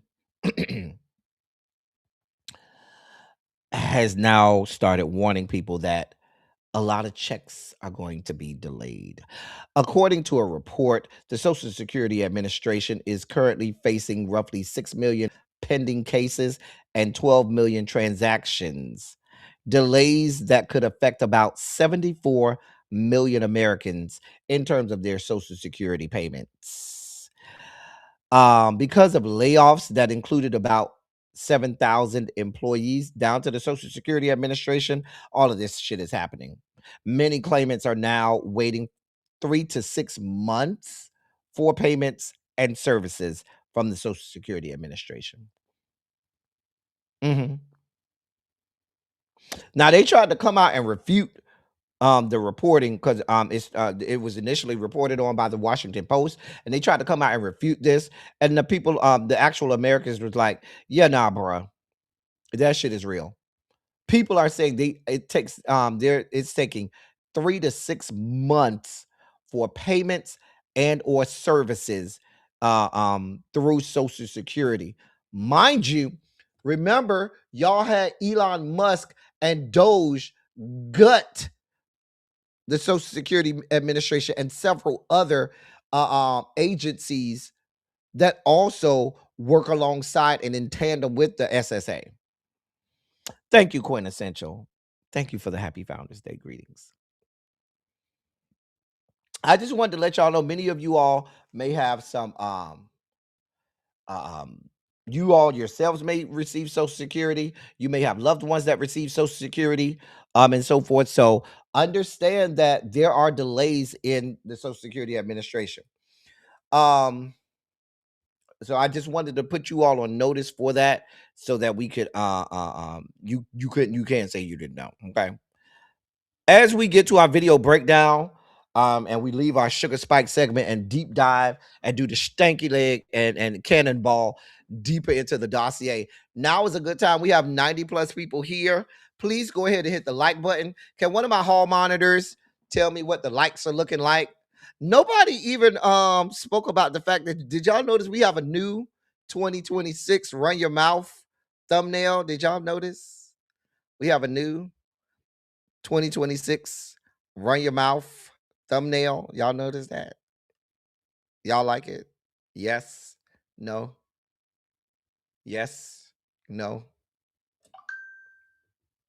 Anyway, but if you haven't done so already, hit the like button. Hit the like button. It don't cost you nothing. If you enjoy yourself, we do this every day. We do this every day at 5, and we have a good time over here every day at 5. We really do have a good time over here. We really do. See what we're doing, Tracy? See what we're doing? See what we're doing?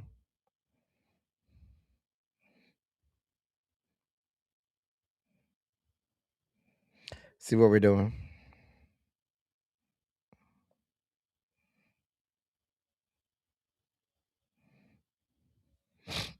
All right. So let's look. We don't have that many video breakdowns today. We just have 3 video breakdowns today. We don't have that many because we do got to get to Donnie McClurkin. Here's our first video breakdown. Let me take the banner down because I know the banner being a waste of time. Here's our first video breakdown. I just wanted to give a shout out to Kappa Alpha Psi Fraternity Incorporated, which just completed its 85th conclave and its 110th anniversary just passed this past year. Young people, you have to make tough choices in life. Make the right choice. Do you want to be country, wearing white shoes in December? Then don't be a Sigma. Do you want to learn how to skate? Nah, of course not. Then don't be an alpha. Do you want to learn how to read? Of course you do. Don't be a Q. You know, I would make a comment about IOTAs, but I don't know what they are. Anyway, everybody, when you watching Black News tonight, I'm here for it. The man said, if you want to, if you want to learn how to skate, then just go join Alpha. If you want to learn how to read, then don't join the Qs. I'm here for it. I was here for the video break. Where's the problem? I just see that's my frat brother, Dr. Mark Lamont Hill. If you need him, another great noob out there. I was here for it. Shout out to my frat brother. Here's our next video breakdown. Since when did y'all switch the definition of raw dogging? And why weren't the 80s babies notified? Because the raw dogging y'all talking about and the raw dogging we know of is two different raw dogs. Y'all talking about sitting without electronic devices for an hour or going and sitting out in the sun and nature for an hour. And that ain't the raw dogging we know of. The raw dogging we know of means you wasn't strapping up. It means you wasn't sliding on the Magnum.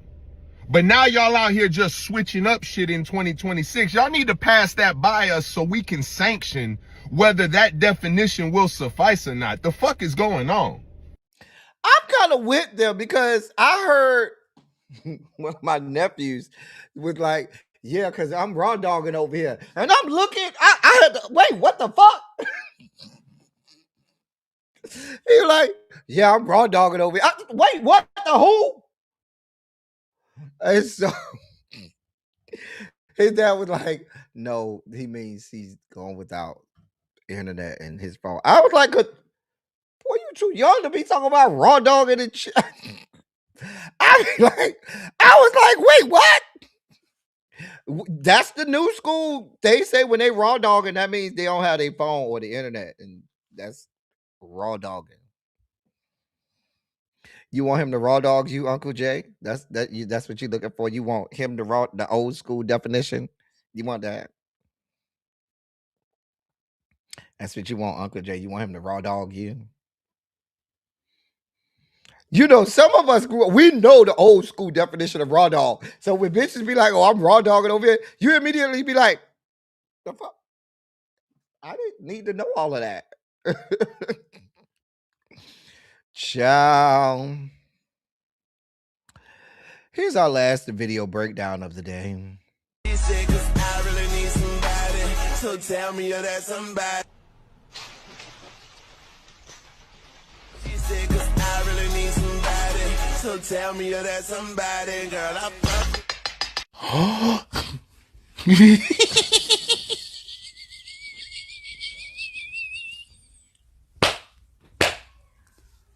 Lord, we go to hell. That was horrible. I said,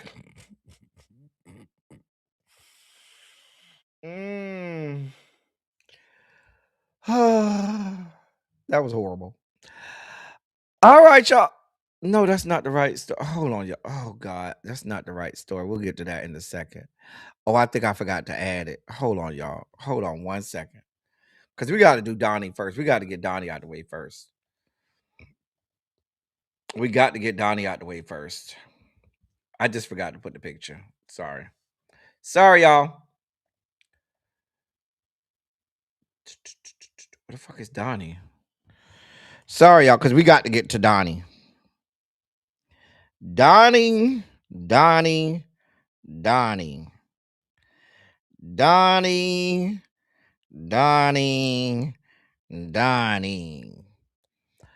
bruh, you got a lot the fuck going on, sir. Sir, you have a lot going on. A lot going on. Hold on, let me get Donnie in here. Y'all know we like visual imagery, I should say. All right, so we ready now. All right, we ready now. Okay. So now we ready. Okay. So Donnie is in the news. If you've been stuck under a rock, Mr. McClurkin, Donica Iman Dupree Davenport McClurkin, Donisha Donica Iman Sharissa Dupree Davenport is in the news. He's been accused of sexual assault. Baby, it's all over the place. I ain't got nothing to do with it, okay? A man by the name of Giuseppe Corletto out of Orlando, Florida. He got emails and shit, and we have we have everything. Y'all give a hearty shondo in the chat to our girl Tracy, who made sure that we had the lawsuit here. Shout out to Tracy. Y'all put a quick shondo in the chat to Tracy, and when we see her on the cruise, y'all make sure y'all give Tracy an extra shot or two. Pay for an extra shot for Tracy, even though we got the drink package. Yeah, his name is Donica. Donica, Donisha, Donna, Iman, Sharissa, Davenport, Dupree.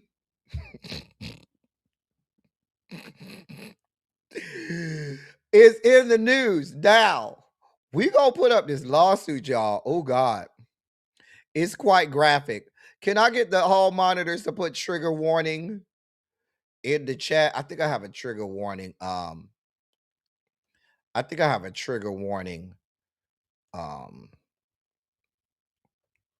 Banner. Hold on. Yeah, we got a trigger warning banner. Okay. Trigger warning. Because, listen, it is quite graphic. Okay. It is quite graphic. Now, I told you the guy's name is Giuseppe Carletto, and this is against Donald A. McClurkin Jr., and this is coming out of the great state of New York. Filed in the great state of New York. We're gonna skip all of these parts. We need the details. All right. Make sure that's hold on. What we need. Yeah, this is what we need right here. Okay. Okay. That's what we need. Okay. Okay. See, they got emails and shit. Girl, brace yourselves. Ciao. All right. Here are the facts common to all causes of action. Hold on. Let me lubricate because it's going to be a lot of reading.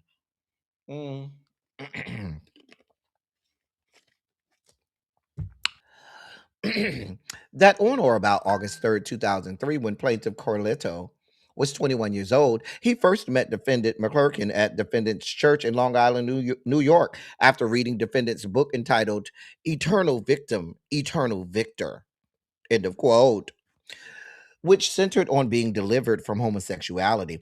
At that time, defendant's church, Perfecting Faith Church, was holding outdoor service referred to as, quote, church without walls, end of quote, where individuals would share testimonies regarding their own deliverance from homosexuality, prostitution, drugs, and other circumstances. Because plaintiff was struggling with the acceptance of his sexuality in light of his religious beliefs, he sought out defendant McClurkin for guidance. That after the service on or about August 3rd, 2003, plaintiff was brought to meet defendant McClurkin, who prayed with him and assured him that defendant would help deliver him from homosexuality. Shortly thereafter, one of defendant's ministers, who confessed to plaintiff that he too was struggling with homosexuality, began persistently contacting plaintiff, showing up to plaintiff's home unannounced, and even making sexual advances toward plaintiff. This the minister, though. This the minister, not McClurkin yet. Due to his harassment, plaintiff, who had only attended defendant's church for about 3 weeks at this point, began missing church services and considered leaving altogether. Shortly thereafter, plaintiff received a call directly from defendant McClurkin, where defendant reassured that his harassing minister was being, quote, dealt with, end of quote, and that this was, quote, was a, quote, test from God, end of quote, to which plaintiff passed. Plaintiff and defendant McClurkin then developed a mentor-mentee relationship. I think this is the part in the narration where I'm supposed to go doom, doom, doom, and then it took a turn for the worst. Eventually, defendant offered plaintiff the position of executive personal assistant, which plaintiff accepted. Now, wait a minute. Hold your line. Hold your damn line.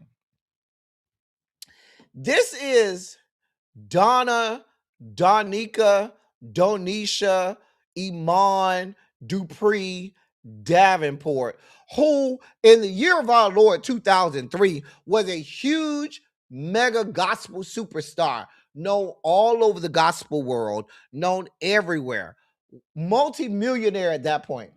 Why would you believe that you only been in this man's church for less than a month and he gonna offer you executive personal assistant and stuff? Executive personal assistant. You should have knew right then. Bitch, I ain't even been here a month.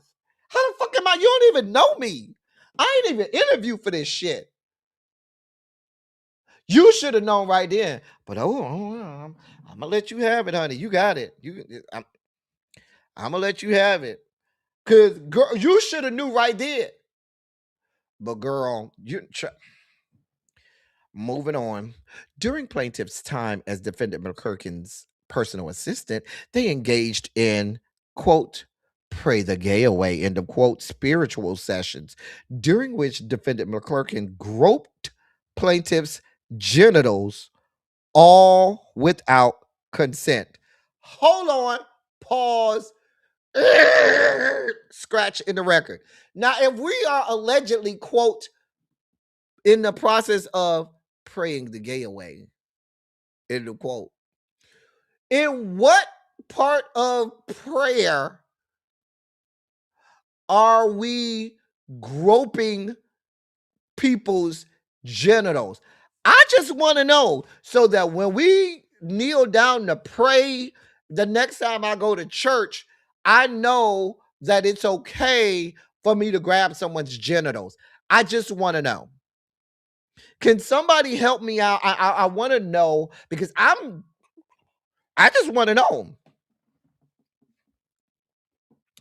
What part during the prayer is the groping of the genitals part? So I know if people decide to grab me or I decide to grab somebody else, we know that this is all allegedly, in your estimation, sanctioned from the man or woman or entity upstairs. Auntie Kimmy, I don't know if it was praying the gay away or groping the gay away. It was something, but I just want to know where the groping of genitals part is inserted so I don't miss that part next time when I'm at church. I just want to know. Let's continue on. We're on number 16. Plaintiff struggled to process these incidents of sexual abuse as defendant was both his mentor and employer, making it difficult for him to speak out about the abuse he had suffered. During this time, defendant McClurkin would set up scenarios with plaintiff and other men, much like the aforementioned minister, framing them as, quote, tests from God, end of quote, to see how plaintiff would react. One such test came when plaintiff and defendant were staying at the Atlantis Resort in Nassau, Bahamas, where defendant invited a male model to plaintiff's hotel room in an attempt to coerce plaintiff into sexual activity. When plaintiff reported to defendant that he was able to resist the male model's sexual advances, defendant praised him, laid his hands on plaintiff, and told him that he had passed another test. In 2007, wait, hold on. You done been working for this man for 4 years now, and you never thought it was an issue with all of this groping me. You never thought it was an issue that you keep sending these people to my room, talking about you testing me. And I done did this shit for 4 years now. I ain't passed the test yet. How long do I got to go before I passed the test? Am I going to be perpetually taking these tests? I'm just saying. Maybe y'all know I'm not God. I just been I'm not gay, y'all. I've been telling y'all that for a long time. According to Donnie McClurkin, I've just been perpetually being tested by God on a year. Listen, my whole life I just been being tested by God. That's my excuse. I ain't gay shit. I'm a straight man. God just been testing me all my life. I'm just saying. God been testing me all my life. I ain't gay. I ain't with that gay shit. I just been having tests from God. Sometimes I pass. Sometimes I fail. It happens. Just saying. World number 20. In 2007, plaintiff traveled with defendant McClurkin and his family to California for a business trip. Defendant also brought his, at the time, girlfriend. McClurkin had a girlfriend, or was it a beard? Let me be quiet. In defendant McClurkin's hotel room, defendant instructed plaintiff to remove defendant's shoes. Why the fuck am I taking your shoes off? Let me shut up. Defendant McClurkin then removed his pants, exposed himself to plaintiff, grabbed him, pulled him onto the bed, and forcefully kissed and groped plaintiff's body. Plaintiff cried and pled for defendant McClurkin to stop, but defendant McClurkin continued touching him in an attempt to arouse him. So he was jacking you off? I'm just trying to make sure I fully understand. Defendant McClurkin then forcefully grabbed plaintiff's penis and performed oral sex on him, all without plaintiff's consent. So he just shoved your meat in his mouth. Okay. Plaintiff begged defendant McClurkin to stop while crying, but defendant continued assaulting him. Let me stop. Hold on. This is Donica Iman Davenport Dupree. I would venture to tell you, at the moment that Donna Iman Dupree Davenport touched me inappropriately and I needed him away from me, my response is not to lay there and cry and weep and allow him to violate my body. Unless, you slipped into, you wanted to emulate Jesus. They said Jesus wept, so I guess you wept while he was servicing your penis. I'm just asking, because I feel like I'm not that big, but I feel like I would be able to get myself away from Donna Iman Dupree Davenport. I just feel like I would be able to. Maybe I don't know. I don't know, y'all. Let's continue. War number 25. Plaintiff begged defendant McClurkin to stop while crying, but defendant continued assaulting him. Defendant McClurkin then forcefully grabbed plaintiff's penis and inserted it into defendant's anus. Wait a minute. Wait, let me finish this sentence. Inserted it into defendant's anus, thereby forcing plaintiff to engage in anal sex with defendant until defendant ejaculated. Wait, hold on. Hold your line. I know a little something about how that spoon gets dipped into a sugar bowl. Now, when you're dipping the spoon, I hate to be graphic, and if you need to cut away for a second, cut away. When you're dipping a spoon into a sugar bowl, specifically the brown sugar bowl, my question is, unless you are aroused, you get my drift? It's hard to shove spoon into sugar bowl if you're not aroused. So basically, he started jacking you off. He shoved your meat in his mouth. You got hard while crying, mind you, because I ain't never been hard and crying at the same time. I take that back. Sometimes if you get hard, but you're also filleting somebody and it goes down your throat and all the way down, it can open up your tear ducts as well and cause a tear to come down. But that's the most of it. But that's a little too graphic for some people. Anyway, going back to my point, according to you, you were weeping. All the while, your dick, I'm imagining your dick done got hard. Because in order for the spoon to enter the brown sugar bowl, it's not going to really work out if the spoon ain't hard. If the spoon is soft, it's not going into the brown sugar bowl unless the brown sugar bowl has an opening that's just wide open and gaping and just can you just put anything in there? Maybe that was the case. I don't know. No, Donnie was getting top. No, Donnie was on the bottom. No. Donnie was doing the receiving. He was playing defense. He wasn't playing offense. Okay.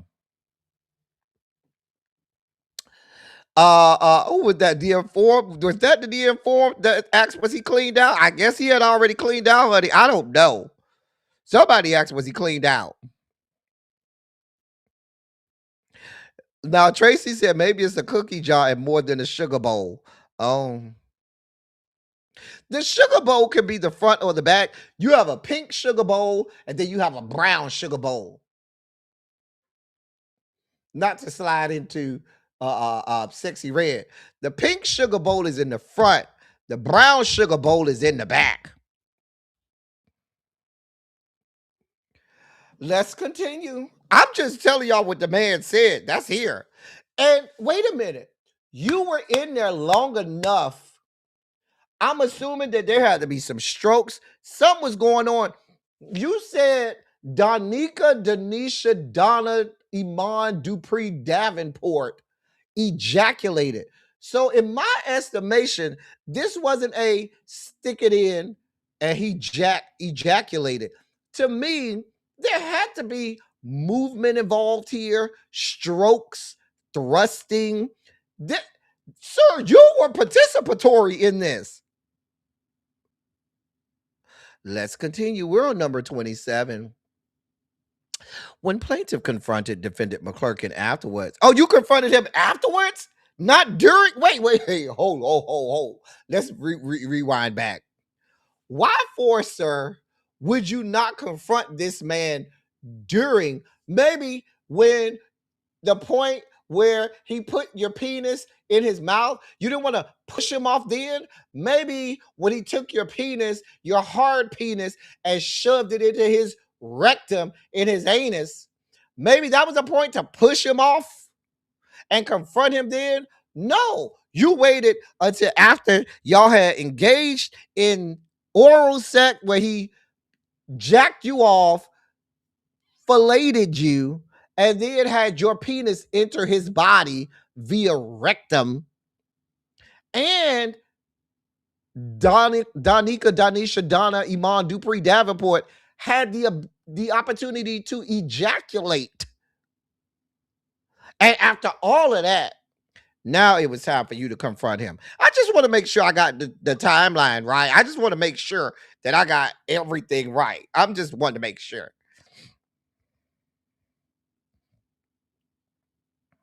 I just want to make sure. Hey, Ronald, who's been skipping a lot of classes lately. I just want to. Now, I told y'all this was a trigger warning. I did try to say it was a whole trigger warning. We got a whole trigger warning going on. Just a trigger warning. I'm just saying trigger warning. What number we on? 27. When plaintiff confronted defendant McClurkin afterward, defendant pretended to have no recollection of the assault and blamed his behavior on side effects of his medication. What the? Hold on. Hold on. Hold on. Hold on. Hold the fuck on. Just hold. Wait. Stop. Stop. Stop. Stop. Stop. Stop. Stop. Stop. Now, come to the whiteboard. Donica, Denisha, Donna, Iman, Dupree, Davenport. Come to the whiteboard. Come all the way to the whiteboard. Now,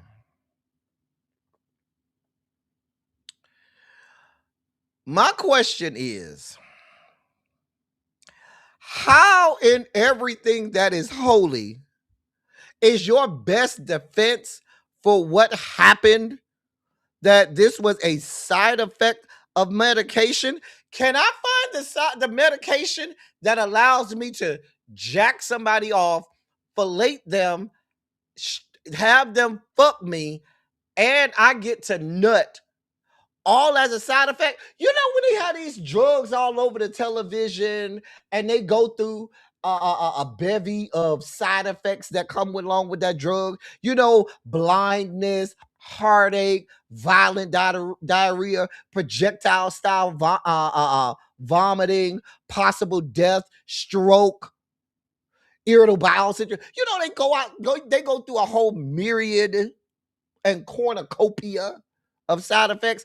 I've never for once heard a single medication where the side effect is a possible side effect. You may result in you jacking somebody off, sucking their dick, having them fuck you in the ass, and you ejaculate afterwards during the anal sex.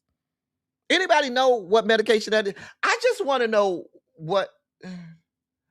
I just wanted y'all to find that medication, please. Please.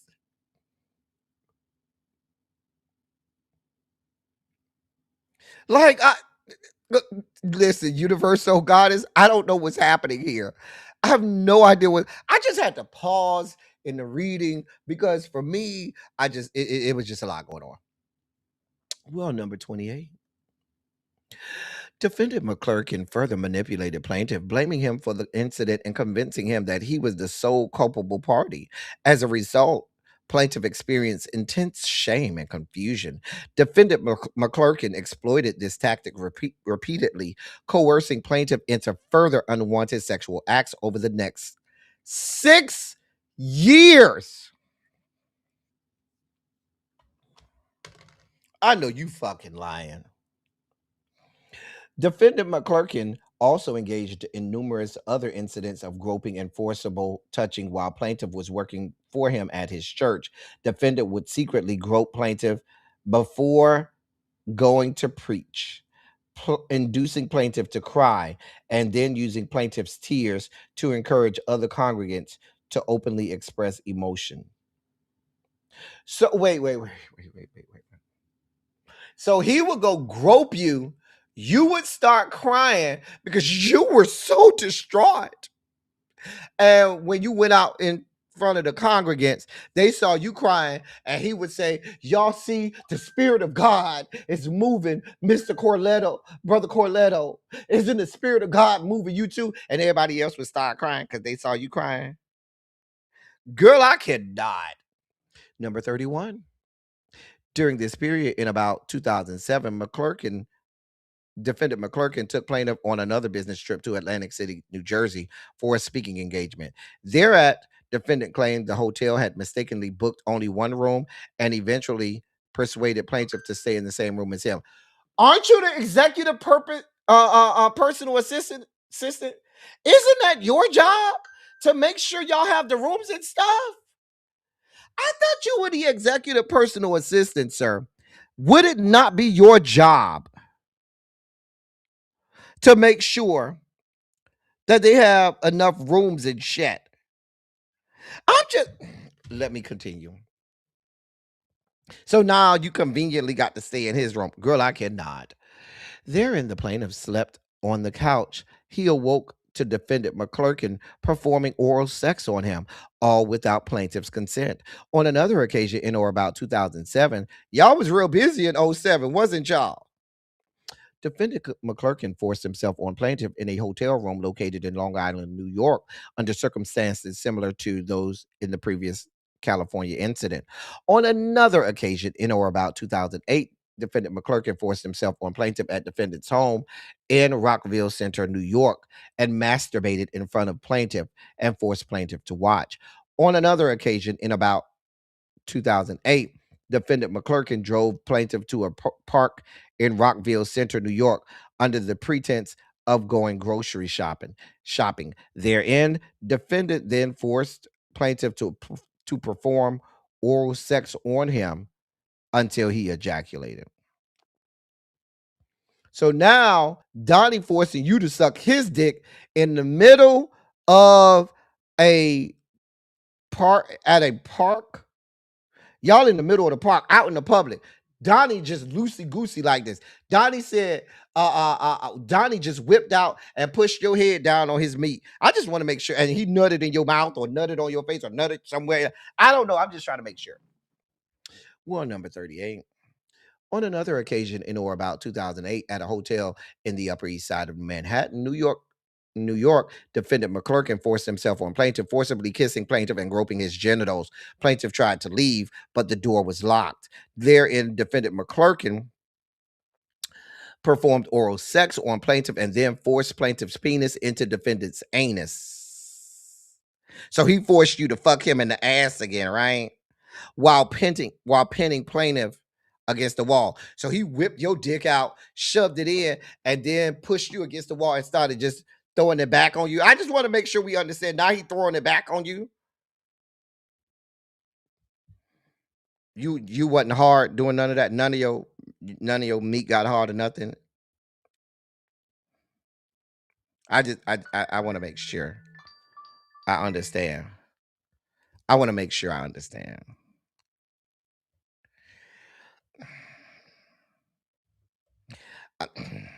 Let's continue.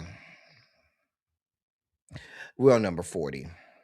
Throughout this period, plaintiff attempted to quit on multiple occasions. Defendant, however, denied the plaintiff's request, further coercing him to stay by telling plaintiff that his, quote, deliverance, end of quote, and, quote, purpose, end of quote, were tied to defendant. Defendant McClurkin compared plaintiff to the biblical figures of Elijah and Elisha to further manipulate him and convince him that he needed defendant. Wait a minute, because I never remember Elijah forcing Elisha to fuck him in his ass. How the fuck did you get Elijah and Elisha mixed up in your fuck shit and fuckery? Let's continue. Plaintiff also confided in church staff members about defendant McClurkin's misconduct and abuse, including Renee Mentor-Carr, Shavetta Green, and Terrell Middleton regarding defendant misconduct, but no action was taken. In 2008, plaintiff ultimately secured employment with a Christian broadcasting network in New York and successfully resigned from his position and defendant McClurkin. However, because defendant McClurkin was a gospel artist, plaintiff continued to encounter him through his employment. In April 2012, plaintiff began working for an airline. During training in Orlando, Florida, defendant discovered plaintiff's hotel location through one of plaintiff's friends and appeared uninvited to plaintiff's hotel room. Thereat, defendant McClurkin begged plaintiff to allow him, stating that they, quote, needed, end of quote, to talk. Plaintiff, not wanting to make a scene given defendant's celebrity status and public recognition, reluctantly agreed to let defendant inside his room. Therein, defendant McClurkin begged plaintiff to have sex with him, quote, one last time, end of quote. But plaintiff refused. Later, while plaintiff slept, he awoke to defendant McClurkin masturbating himself while also touching and groping plaintiff's body. Why is he still in your room? If you told him, refused to have sex with him, you should have said, thank you for coming. Please drive safely, and had him leave your room. But you allowed him to stay in your room, and you went to sleep with this man in your room, knowing, according to you, he has a proclivity and a penchant of sucking your dick and grabbing your dick while you're asleep. I just want to make sure I understand. One number 49. Therein, plaintiff resisted defendant McClurkin's advances, but defendant forced himself on top of plaintiff and began performing oral sex on him, ignoring plaintiff's repeated verbal refusals. Therein, plaintiff cried as defendant McClurkin proceeded to rape him. In the following months, defendant McClurkin persistently pressured plaintiff to live with him in California. After this, around Thanksgiving or Christmas of 2013, while plaintiff was living in Boston, Massachusetts, defendant McClurkin showed up outside the gate at the airport while two of plaintiff's friends and refused to leave until plaintiff agreed to go out with him. You need to find better friends. Thereafter, plaintiff hesitantly accepted and was ultimately coerced by defendant McClurkin into staying with him in a hotel room afterwards. Defendant again forcibly touched and groped plaintiff's genitals, all without his consent. You don't work for him anymore. All of this crying and shit, you need to go cry to the police. You need to go to a lawyer and cry. This is 10 years. Girl, I cannot. So now you done rejoined the church in or about June 2013. Defendant McClurkin persuaded plaintiff to rejoin his church in New York.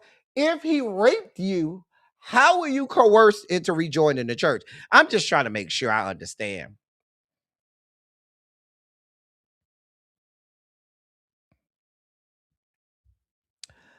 Listen, I'm not victim shaming, but the last time I checked, I have a penis, and never have I ever been crying and weeping and my penis was hard. That's just not how penises work. Now, maybe some of my other people in here with penises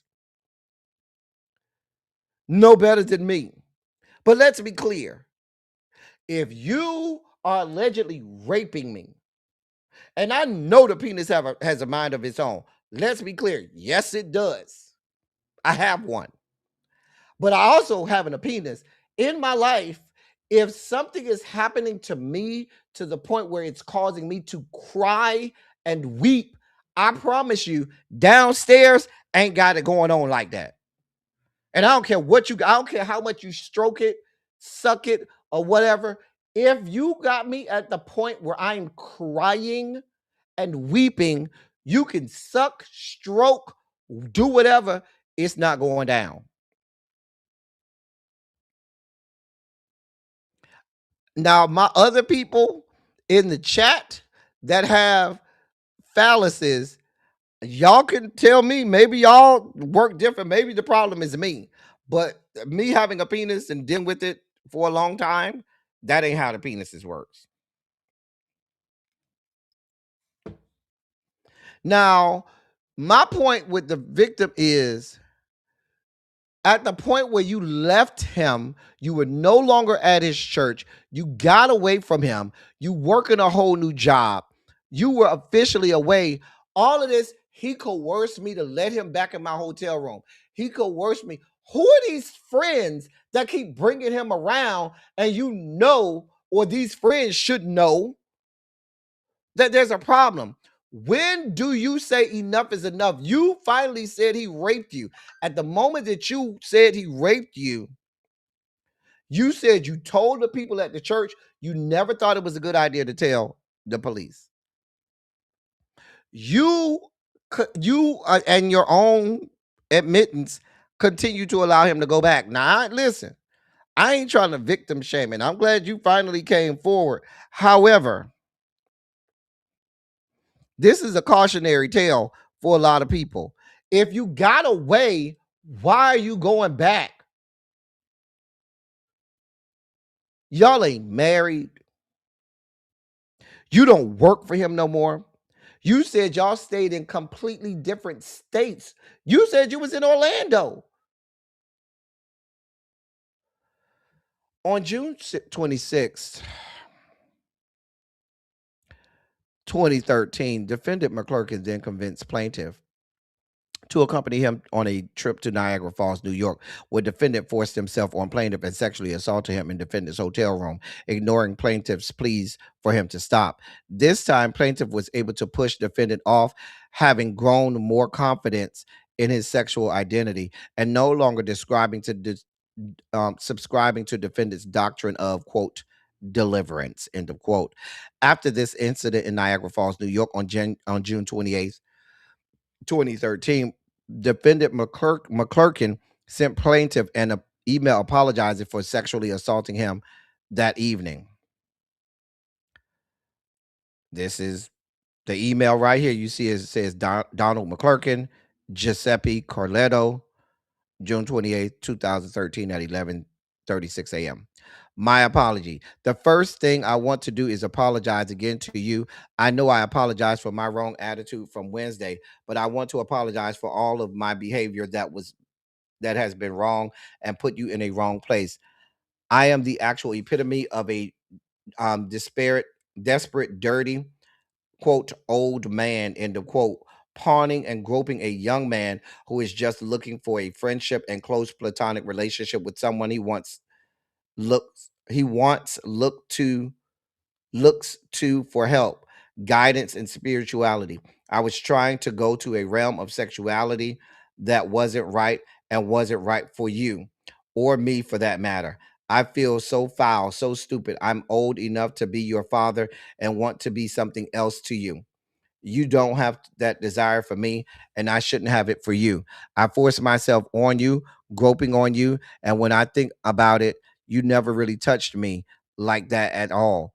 Just wanted to sleep together and hug occasionally. I am really embarrassed at how I am and how I acted.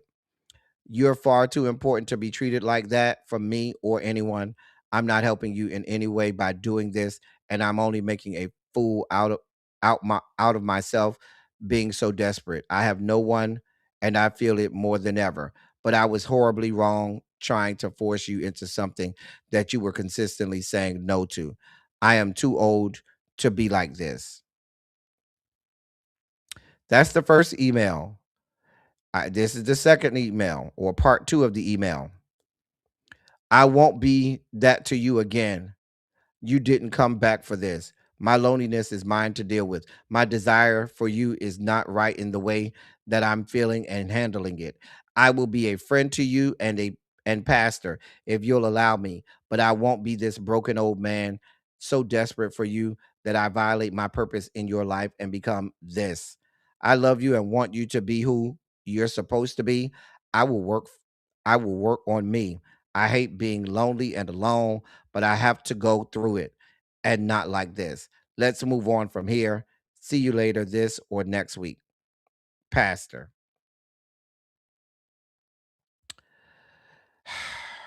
In November 2015, while plaintiff was experiencing mental health struggles, he returned to defendant McClurkin's church seeking guidance.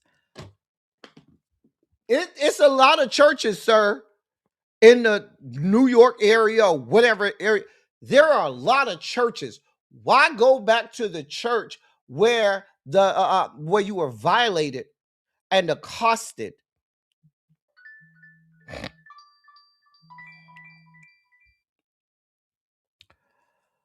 Therein, defendant McClurkin engaged in further sexual misconduct against plaintiff, taking advantage of plaintiff's vulnerability and currently fragile mental state. Defendant McClurkin's actions constituted a violation of New York penal law, and they give the numbers, among others. That defendant McClurkin intentionally and for no legitimate purpose forced sexual intercourse upon plaintiff without his consent, herein for the purpose of degrading and or abusing plaintiff and for the purpose of gratifying defendant McClurkin's sexual desires. That defendant McClurkin committed the criminal sexual act described herein. It's going through all of the laws that he violated. That as a result of the subject incident, plaintiff has sustained injury, emotional distress, physical pain, emotional pain and suffering, and the loss of enjoyment of life, and claims compensatory punitive damages therein. The amount of damages sought therein exceeds the jurisdictional limits of all other courts which would otherwise have jurisdiction. And it then goes through all of the legal jargon and legalese and things like that. So those are the gory details. Now, I know some of y'all want to know what this man looks like. Here's his image. Hold on. Here's Mr. Giuseppe Corletto. That's him right there.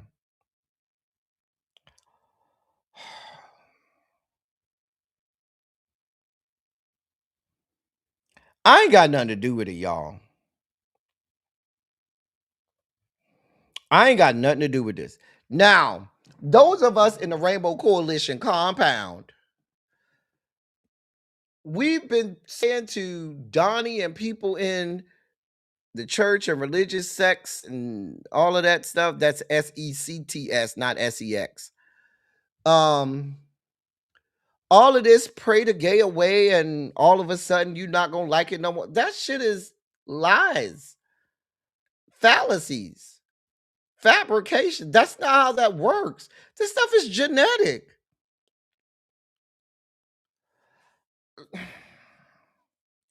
I ain't got nothing to do with it, y'all. That's what's going on. I don't know. I mean, Donisha, Donika, Donna, Iman, Dupree, Davenport does have a lot of money. I'm sure can afford very nice lawyers. So I'm sure he's already, lawyered up and is making his case and all of that. And he'll have his time in court and we'll see how that goes. And I'm sure there'll be a hefty defense because there's a lot of ways the defense can take this. I ain't got nothing to do with it. Y'all, I'll let y'all take that for what it is, and I'll let y'all the court of law will, have a final say. It's Black Monday. We're gonna go through these real quick because we way over today. It's Black Monday. And with it being Black Monday, that means the Monday after the last week of regular season of football, everybody getting fired. The guy in the red hat, that's Jonathan Gannon, head coach of the Arizona Cardinals, fired. Thank you for coming. Please drive safely. Over on the top left, that's Pete Carroll, head coach of the Las Vegas Raiders. Thank you for coming. Please drive safely. Down at the bottom left, that's Kevin Stefanski, head coach of the Cleveland Browns. Go have a seat somewhere. You won't have a seat in our building no more, but just go find you something to do with your life. Please get away from us. Thank you for coming. Please drive safely. And finally, on the bottom right, that's Raheem Morris, head coach of the Atlanta Falcons. Thank you for your time and your service. Please drive safely. They are all fired. And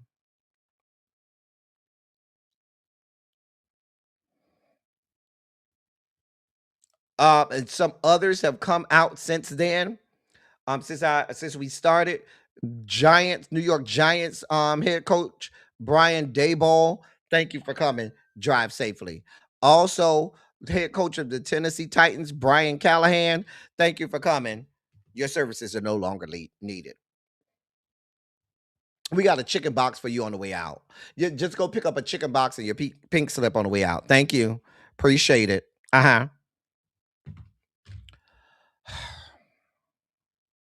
Yeah, it's gonna be a bunch more that's gonna be fired. Yeah, if they can substantiate that email, Janae, yeah, he's pretty much done. Cardi B decided she was going to defend her man against the chef lady. Now she took to social media vehemently defending that derelict to society, Stefan Diggs, who's planted seeds from the redwood forest to the Gulf Stream waters, as if his name is Johnny Appletree. Okay. Like his name is Johnny Appleseed, planting seeds all across America. And certainly that checks the boxes for somebody that Cardi B wants to plant seeds in her because she loves those types of men. She says she has text messages that proves that the former personal chef is lying about the allegations of physical abuse. Because she defended her man. Now the chef's name is Mila Mila Adams. Um, I ain't got. I really don't care about Cardi. But here's the tweet for those people who want to see it.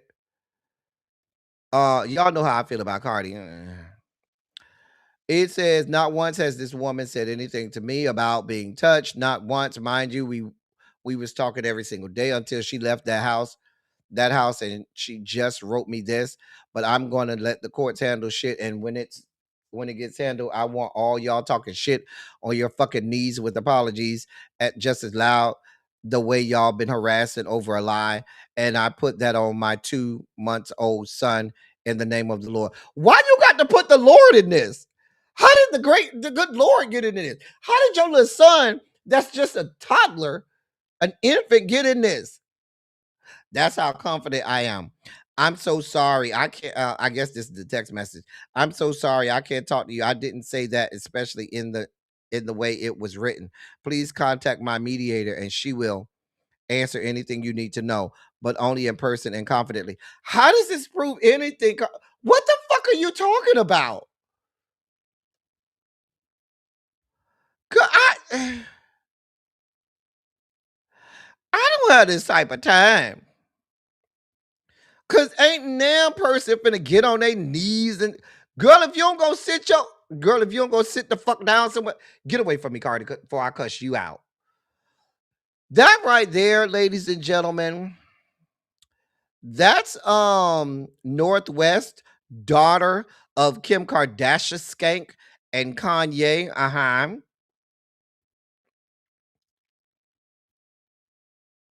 Now apparently they say her social media account Instagram has gone dark. You can't find her page anymore. It says wasn't available or may have been removed. That people don't say it's unclear if whether her parents took it down or whatever. People are saying that she's been recently, doing weird stuff and acting weird, and apparently this is her. I don't know if those are actual tattoos or if those are fake tattoos, but they said that is a real piercing. Baby, I don't know. I don't have anything to do with it.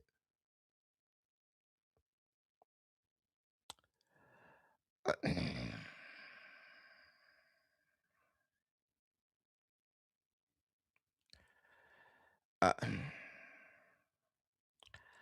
uh, ma'am, your parents are vile. Oh, why is Cardi B up? I'm sorry, I still got Cardi B up there. Y'all can't even see the picture. Your parents are vile. Okay, so I expect nothing less than this. But yeah, I don't know if those tattoos are real, but they say that septum ring is real. Baby, I don't know. I don't know if a mama, daddy took it down. I don't know, but they say her Instagram is taken down. I, I don't care enough about these people.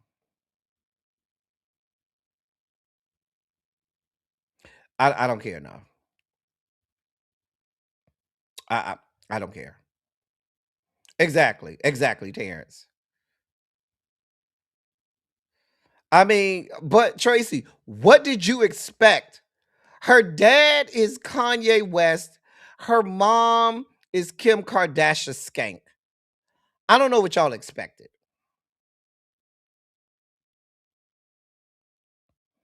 Exact, child. I don't know if those are real teeth. I don't know. Baby, I don't know nothing. Don't ask me nothing. I don't know nothing. Moving on. Jesus God. Aiden Ross. He told Joe Budden, yeah, bruh, pull up.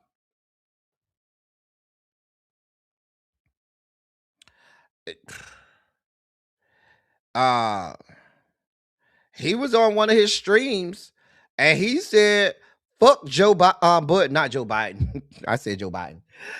Fuck Joe Budden. That's what he said. And he said, yeah, I'm in your city. And he dared Joe Budden to pull up. Did? I don't care. Get away from me. Both of you all are horrible pieces of shit. and examples of the worst parts of the human genome. Get off my screen. Ray J wants you to know that he's too ugly for words. He says the reason that he wasn't invited to the Diddy party was because he took. Well, I'll let you hear it from him. I ain't got nothing to do with it. Okay. Here's what Ray J had to say about it. Why you niggas keep talking about freak offs? I've been around a lot, and I went, oh wow, I'm ugly. I was in a casino, and this lady walked up to me and she said, "You know my friend Kenya? Y'all went to school together." I'm like, Kenya? I know you ain't talking about the Kenya that I'm talking about. She goes, Kenya, and I go, let me see her picture. So I see Kenya, and Kenya looked good, but back then she was shorter. I was shorter than her because I was little in 4th grade. So I'm like, I know me and Kenya, like the Kenya I know, we used to tongue kiss in the back by the bathroom all the time, and she used to have a big tongue. But we was both in the 4th grade.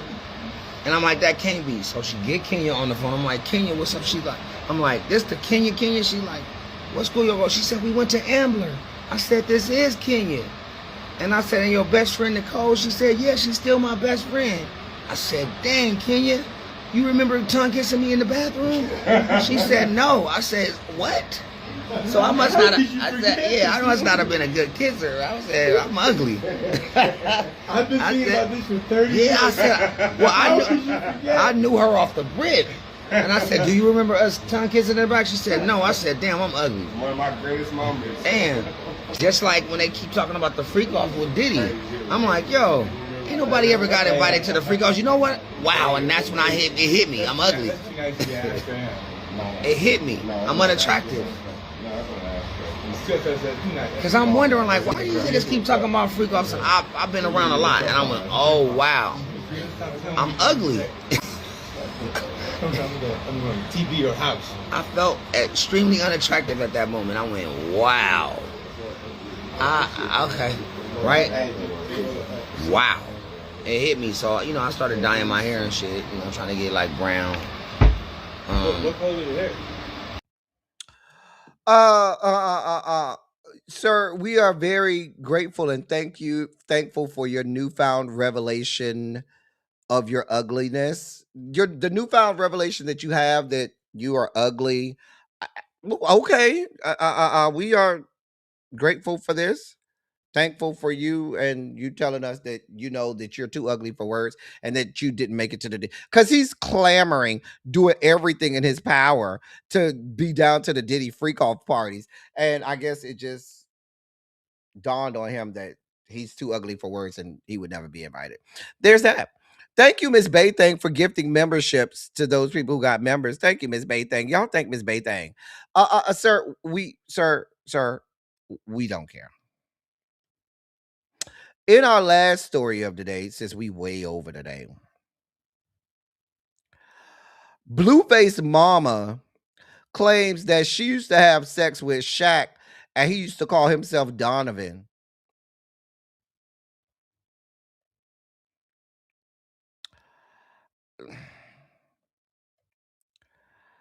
Ma'am, I don't care.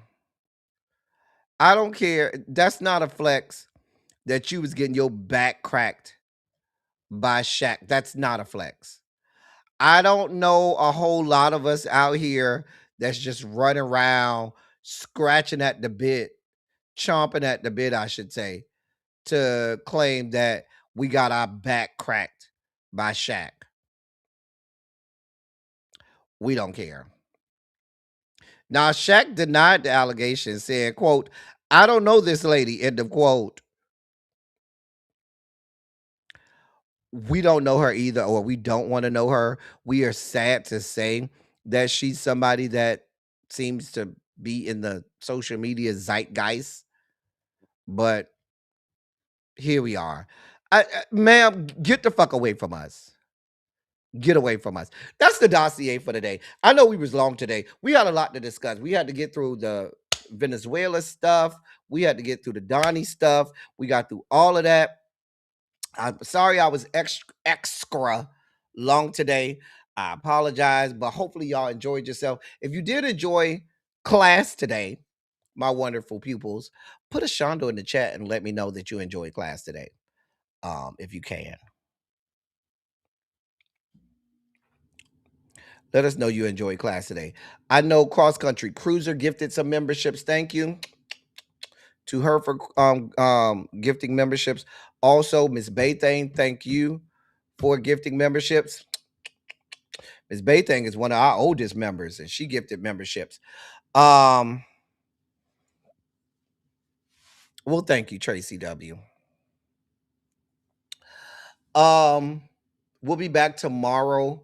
I have to apologize. It will be a short week this week. I'm only going to be here today and tomorrow. And then Wednesday, I won't be back until probably next week, Tuesday. I'll be traveling.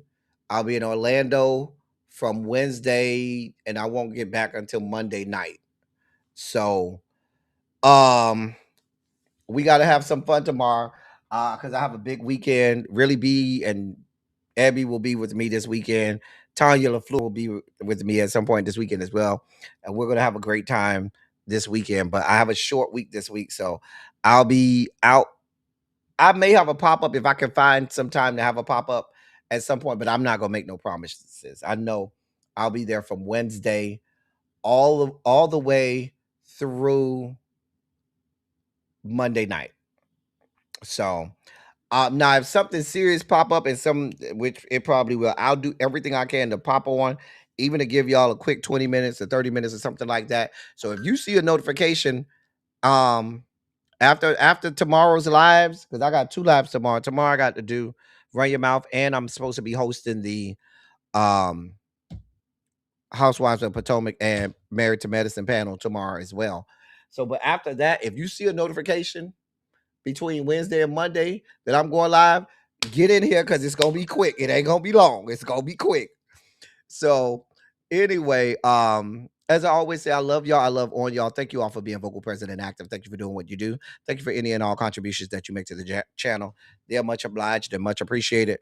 For those of you who all were gifted memberships, hit me up on Instagram with a DM so that you can be allowed into the members only chat. So that you can be allowed into the members only chat. Make sure you hit me up on Instagram. Hit me up with a DM or email me. That way you can be allowed into the members only chat. I'm glad y'all enjoyed today. Thank y'all so much for bearing with us as we went through all of this. We'll be back tomorrow, same time, same place. That's all I got for y'all this time. Until next time, thank y'all for coming. Y'all drive safely. I'm out. I love y'all. I'll see y'all tomorrow.